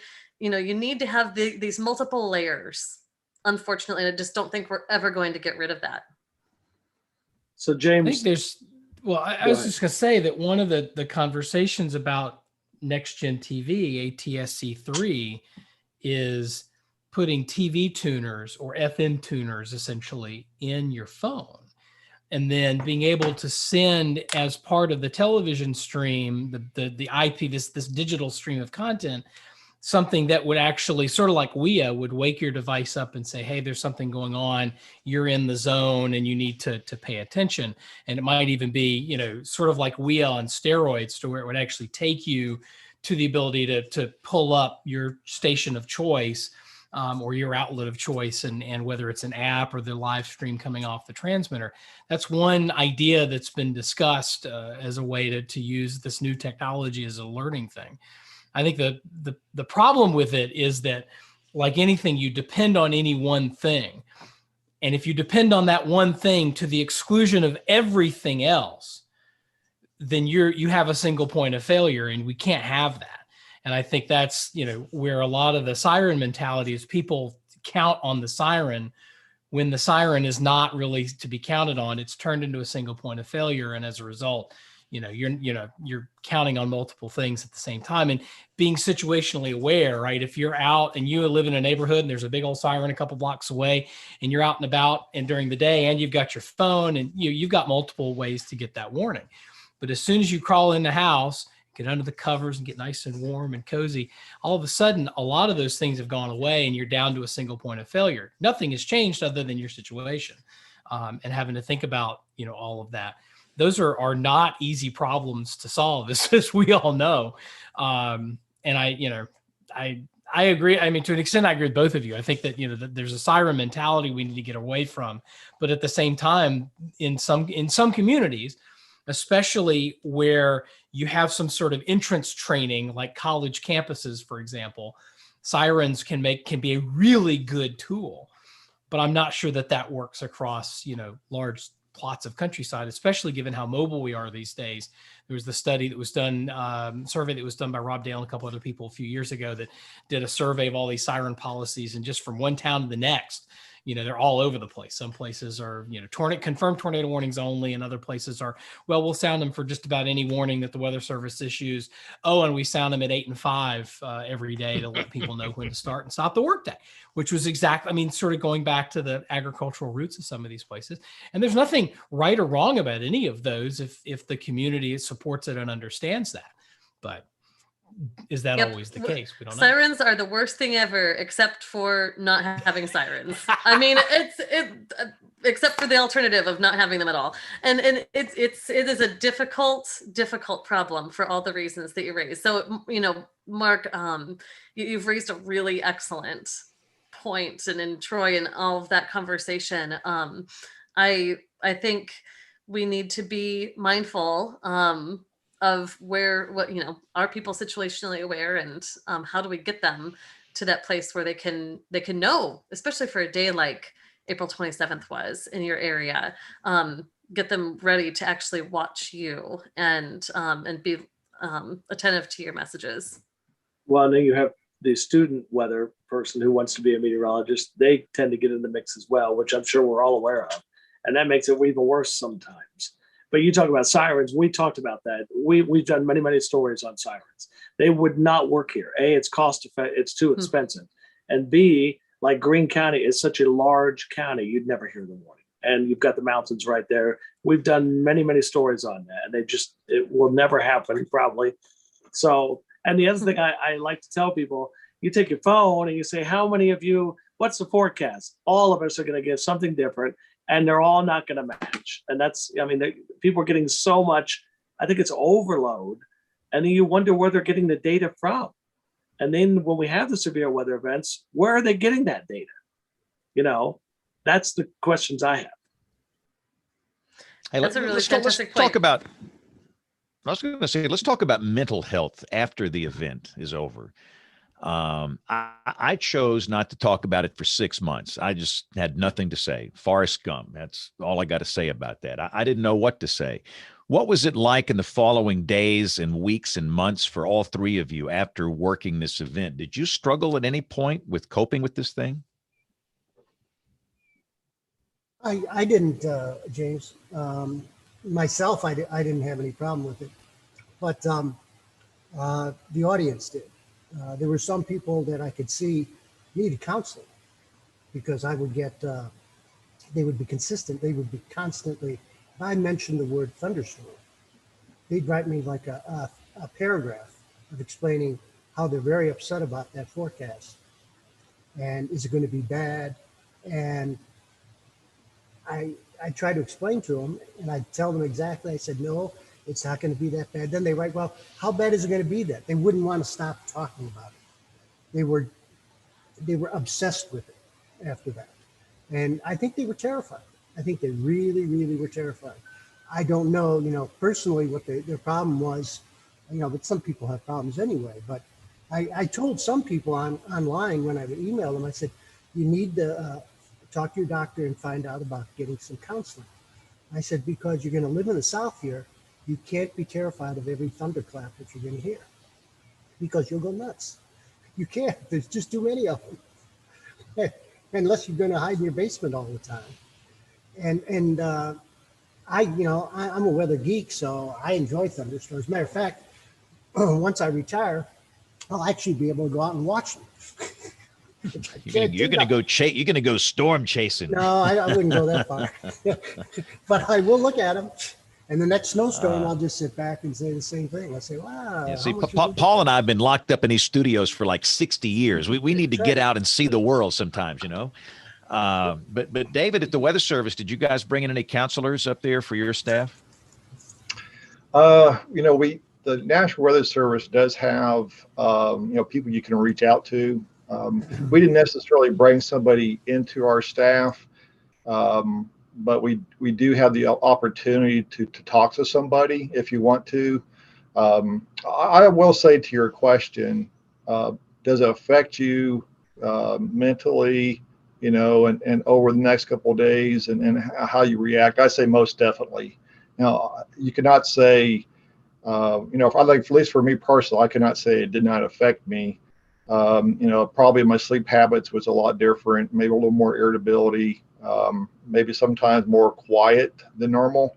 But really, after a bit, something like this, the job in the National Weather Service is really just getting started because there's a lot of storm surveys, and that's when the people from the National Weather Service, as you guys know, we go out there and talk to people, and a lot of times that they'll cry, and you see the devastation, and they'll tell you the kind of things that happened to them.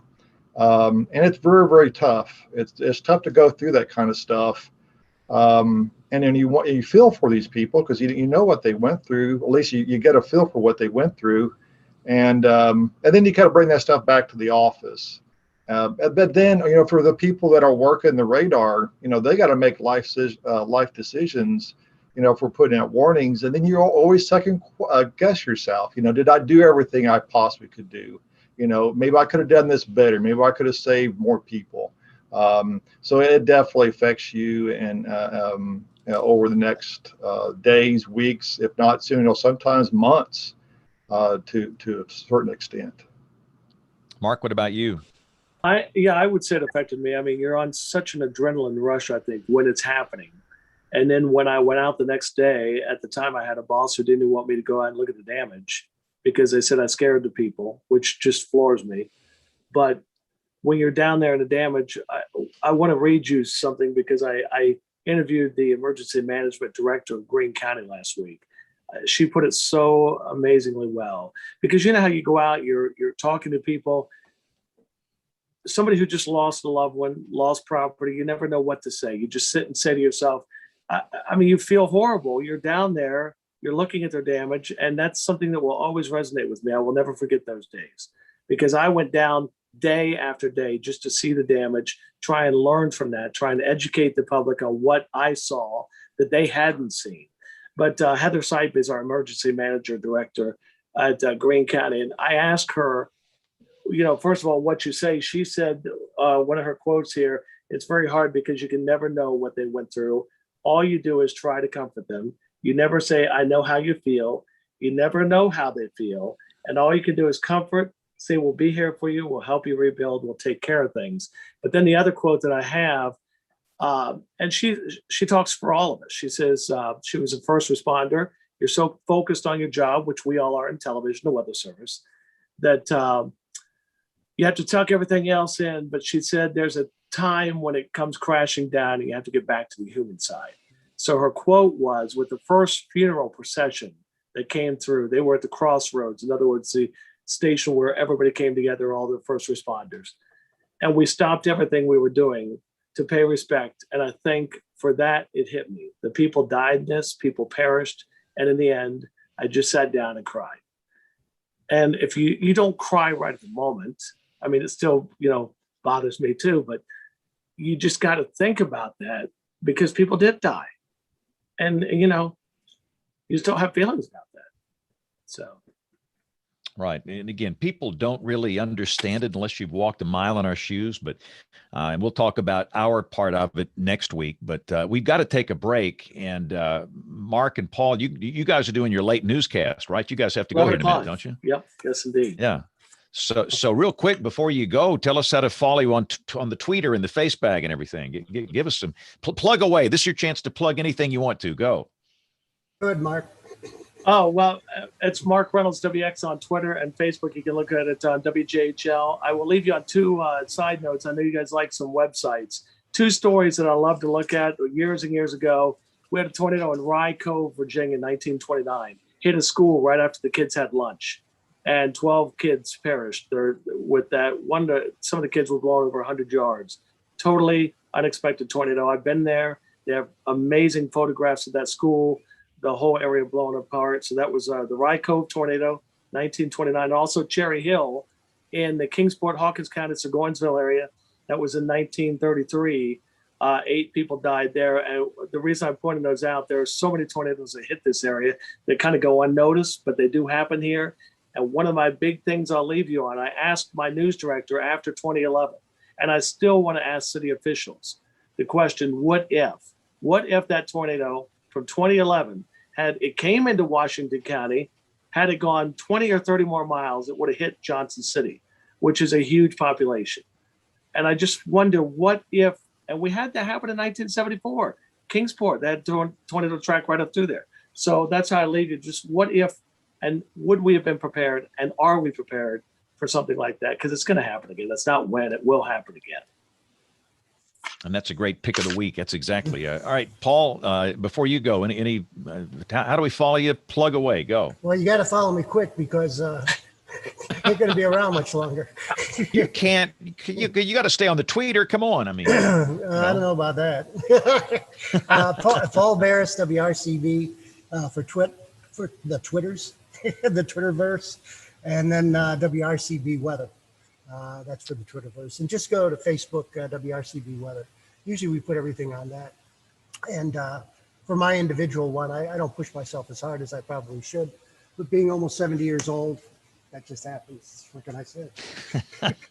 So we're going to get you back after you retire to tell us what it's like on the other side of the fence, okay? Because some of us are very curious because we're looking at that at some point. I don't think I'll ever retire, but I'm curious about it. So, and listen, you guys stay as long as you can, but we got to take a quick break here for Jen's This Week in Tornado History, and we're going to come back with Weather Roundup, Picks of the Week, and much more as WeatherBrains rolls along. This week in tornado history, per the Storm Prediction Center database, 20 tornadoes occurred on April 22nd, 2011. The strongest, an EF4, hit parts of the St. Louis metropolitan area. It reached a maximum intensity as it tracked through the community of Bridgeton, just west of Lambert St. Louis International Airport in St. Louis County. The total path was 21.3 miles and a maximum width of this tornado up to a half mile. At the airport, many of the large windows in the main terminal building were blown out or damaged by flying debris, and a large section of roof was peeled from Concourse C.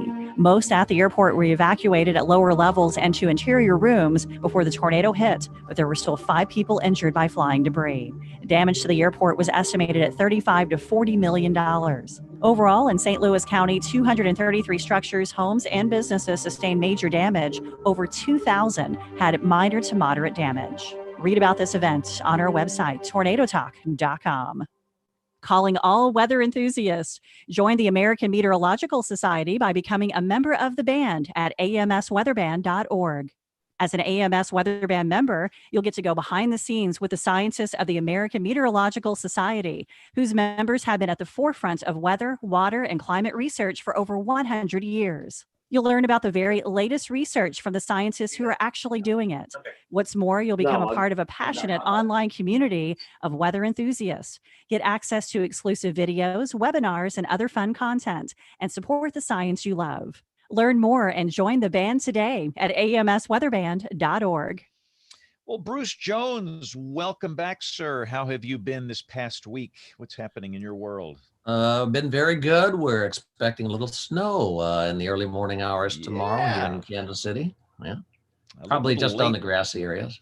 Little late April snow. That's always exciting. But I will tell you, Bruce, I look back on what happened here in March. We had 2 major events, the 17th and the 25th. And I will tell you, and I'm just not blowing smoke here because you're on the show. I say this when you're not here and when I'm speaking, but weather radio over and over and over and over on those 2 events, it's worth its weight in gold, the whole system.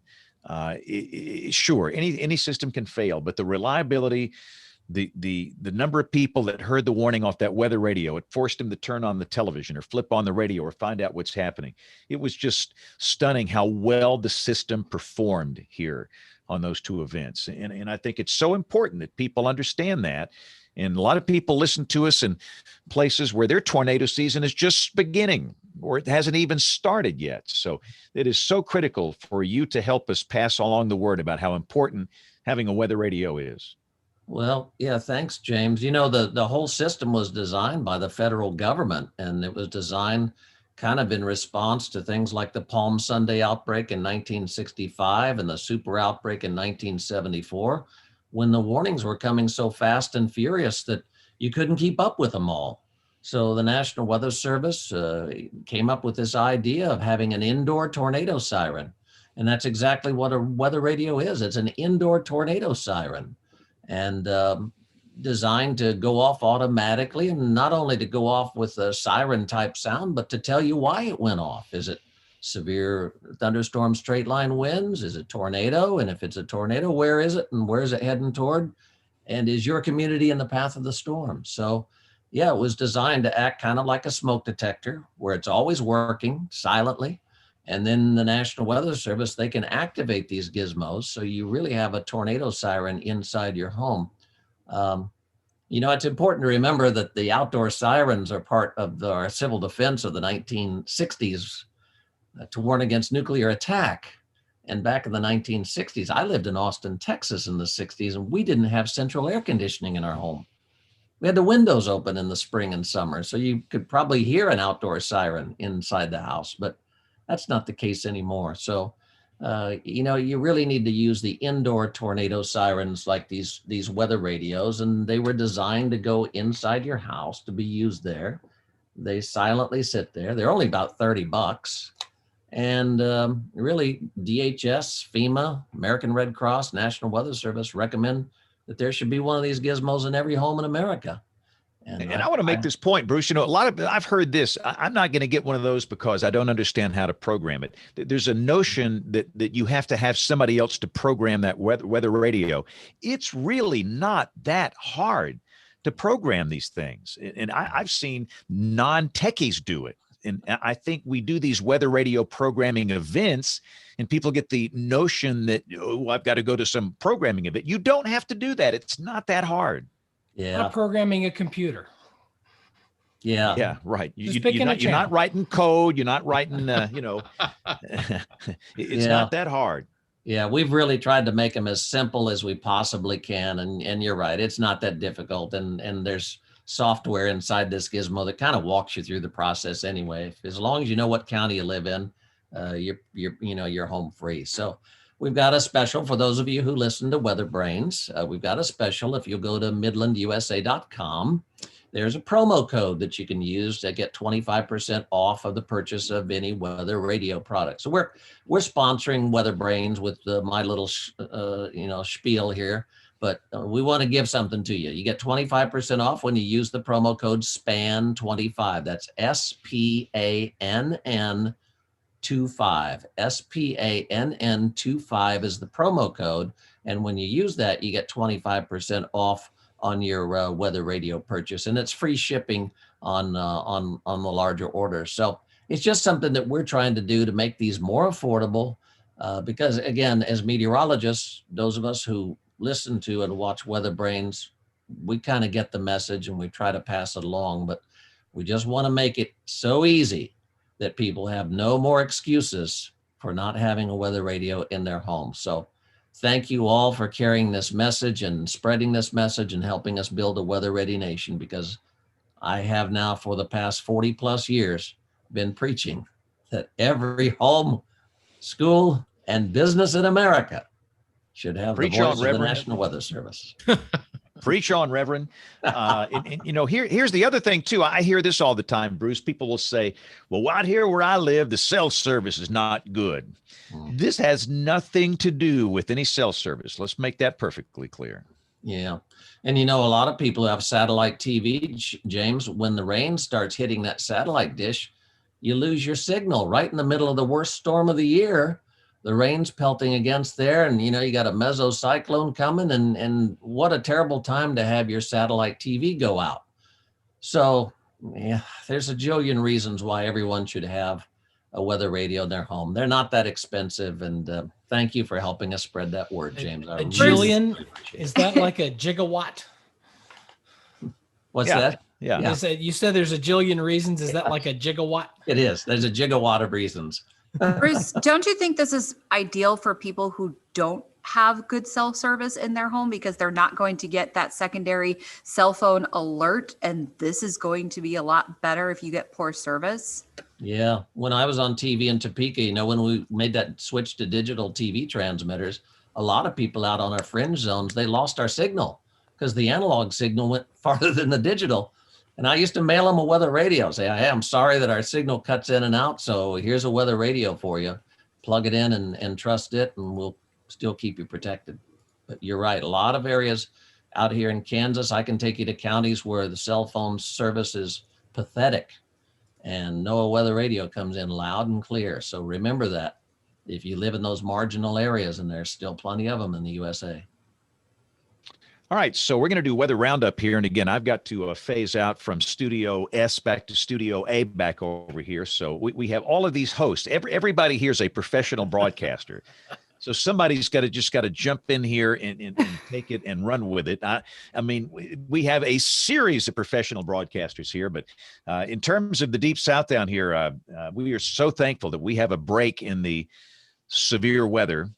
We've not had any severe weather for, I think, 10 days, at least on my end of the state, which is refreshing. And the big story, I think, for everybody, Bruce talked about the snow potential there where he is. We've got frost potential down here in the Deep South on Thursday morning. We'll probably see some of the colder valleys with a light freeze. So that's the big story. And then we'll have another rain event on Saturday, but severe weather, a little iffy. But I think we're good for next week. You know, the anniversary of April 27th is a week from tomorrow.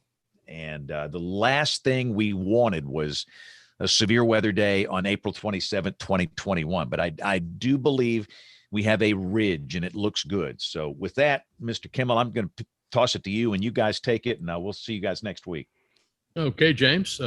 From Austin, really not a whole lot going on the next couple of days, but maybe that rain toward the end of the week. SPC is talking about a risk of severe weather in the southern plains by the end of the week. We'll see how good the moisture return is and the return of instability. But that comes, Nate, I guess last week we had 2 hail events right around Austin. We had Round Rock, I guess, on early the last one last week, and then we had Llano, Texas. A couple of days before that, big hail events, but it's been quiet around here, and that's been nice. Again, the cold front due tomorrow night, some of the coolest temperatures due Tuesday night into early Wednesday morning across the area. My pick of the week for all of my colleagues out there that are AMS members, go visit the Physics Today. We get that as part of our membership with the AMS. Physics Today should have come in your mailbox probably in the last 2 weeks.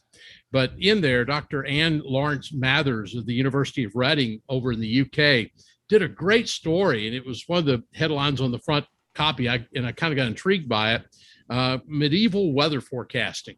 You've got to read this article. It is intriguing. It is if you're looking for Doppler stuff, it ain't there.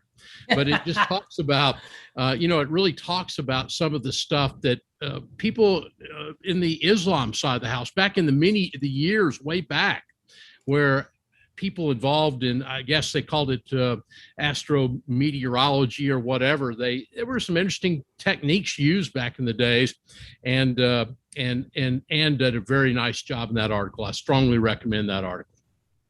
And I tell you what, who do we move to next? I believe we're going to have them on, looking at the calendar, the week after July 4th. So okay. July 5th, WeatherBrains, which would be 8:07, is medieval meteorology. So, oh man, I like read the article, and then we'll see you in July. Sounds good, Nate. What do you got for tonight? Not a whole lot going on here meteorologically. We had a nice sort of a cool day today. Started cloudy and a little breezy, and actually had to break out the long sleeves today. But tomorrow back in the 70s, couple of nice days here before we get the cold front that's going to bring you guys snow and everything else. We'll just turn, unseasonably cool, but no snow here. I'm pretty sure Mother Nature has forgotten how to make it snow here in this part of the world. And until she proves me wrong, I'm going to keep throwing shade because I miss snow. Pick of the week for me this week is a link to a little meteorology on another planet.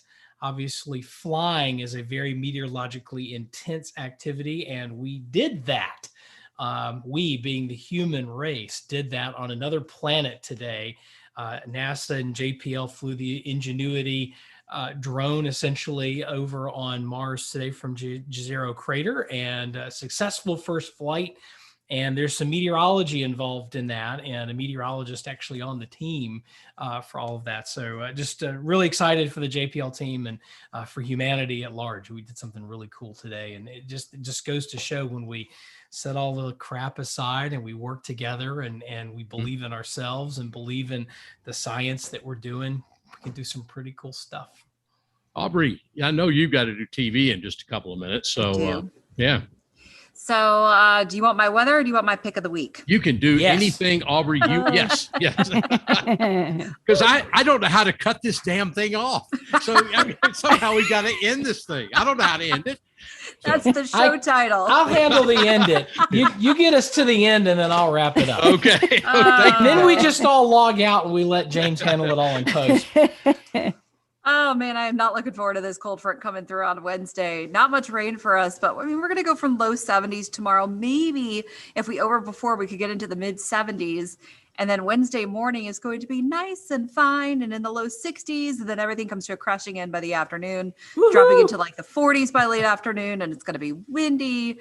I love days like that. 2 nights in a freeze. I love days like that. Where it cools in the afternoon. Yep. My pick of the week is from my good friend Chris Jackson, meteorologist, former firefighter. He's a friend of the podcast and has been on our show several times. There was a tornado outbreak in South Carolina in April of 2020, and he goes through the write-up, and it's really interesting to see his perspective because he runs this amazing Facebook page for weather in South Carolina. He's one of the good Facebook meteorologists because he knows what he's talking about and he really cares about this stuff. And I remember talking with him on the phone on his way to take some drone shots of some of the damage. And he was telling me this amazing story about how he came across at night this damaged home, thought he could help, grabbed his supply bag, went in to help this couple. And the lady actually recognized him from Facebook and remembers reading his post from earlier in the day. I mean, how crazy is that? So he put a great thread up, and I just think it's a fascinating story. Great story. Bruce Jones, my buddy from Midland, always great to have you with us. And tell us what your pick of the week is. And you're going to get snow in the grass tomorrow in Kansas City, which is sounds bizarre anyway. So. Yeah, it was sunny today and rather pleasant. And I kept looking up to the northwest to see if I could see clouds up there, thinking it's got to be coming here real soon. Finally, by this evening, the clouds started to show up. But pick of the week, National Weather Service Birmingham on their webpage is collecting stories and recollections of the 2011 tornado outbreak. And I would encourage anyone who is involved in that to go online, National Weather Service Birmingham, NWS Birmingham, you can search for it, and put in your recollections, because I find that information very fascinating. The first person accounts before, during, after the tornado. What happened? What did you see? What did you feel? What did you sense? Did you have a foreboding that something like that was possible? It's always interesting to hear those stories. Thanks, Bruce. I appreciate that. Last but not least, and I kind of want to plan on it this way, Jen, get your pick of the week and what you kind of expect over the next day or so. But folks, let me tell you something. If you haven't been to Tornado Talk and seen what those folks are doing up there, I don't know that Jen even knows this, but I'm going to tell you, yesterday I became a tornado historian. I actually got into Tornado Talk and subscribed to the site. Jen, y'all do amazing work there. I mentioned today, April 19th, 1970, for my EF4 tornado that really kind of dictated my career. It was 51 years ago today. So amazing work up there. I strongly recommend you go to Tornado Talk and take a look at the website. And with that, the one, the only Jen, who is going to tell us her pick of the week. Thank you. You are amazing. And I did see that you signed up and you get your personal email soon. I have to tailor it just for you. But okay. We are currently 24/7 super outbreak. I was up until about 1:30 last night doing research on the Ren tornado, and just hearing these stories tonight. The Glade Spring we've written on, and we have one for Pitts Gap coming out this week, and all of these stories. And I'll be honest, they're starting to get a little heavy for me sometimes when I'm reading them. A lot of times the the stories are submitted, we put them together and we review them. And then I don't see the pictures that Nick and Nelson choose until after I start putting it on the website. I actually got choked up with one of the stories I was doing for Phil Campbell, and I was putting everything together, and I just seeing the picture and Nelson's writing, I got started boohooing. It's very heavy, but there's also miracle stories that come out too, and we want to share those too, and the stories of the first responders and the meteorologists who have helped, and the communities that come together. So it's been an amazing several months, and we still have some time that we're working on more things.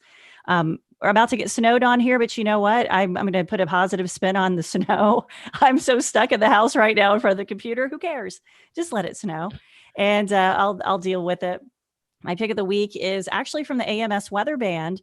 I saw a tweet come through. The topic is understanding and predicting tornadoes. So obviously I was piqued, and then I was even more piqued in interest when it was Paul Markowski is going to be leading this discussion from Penn State. We've had him on the show, and he's amazing, amazing teacher. And so I'm going to submit the link here on the website. You can go and be a part of this. It's firsthand stories about how scientific storm chasing and state-of-the-art computer simulations have helped us better understand and predict tornadoes. So it should be very fascinating. And again, he is a wonderful teacher. It really tells us in a way where it brings it down where it's not so high up, and I get kind of lost in the clouds there with it. It's really great the way he teaches. So thank you, Troy. I appreciate you. No problem. And thank you for everyone being with us tonight in our discussion. This has really been a great part of the series of the tornado outbreaks of the past. So it's been really great. Show number 796 tonight. And we thank you, the people that are listening or watching us here on WeatherBrains on behalf of James Spann. This is officially a James Spann production, and we're just really happy that you joined us tonight. And you can always drop us an email. This may end up getting over on Aubrey's email for bringing up on the air, but you can always drop us an email at email@weatherbrains.com. And with that, on this Monday evening, the 19th day of April 2021, that's WeatherBrains. Hope everyone has a good week. Thank you all. Beautiful, Troy. You gotta do that every week. Nah, I don't think so. Wow. You hit the post. You got us out before 11. Yeah, well, I did watch that. That's the first thing ever on television that I ever hit on time. 40 years. I'm telling you, it's all of those Hilton breakfasts you're having. It is. I've gotten away from the Hilton breakfast because I'm going to Weight Watchers after that. I've actually bought food up here that's in the fridge now. I'm trying to eat a little more healthy. So you're a good man. Hey guys, see y'all next week. Take care. You guys. Okay. So long. Bye bye.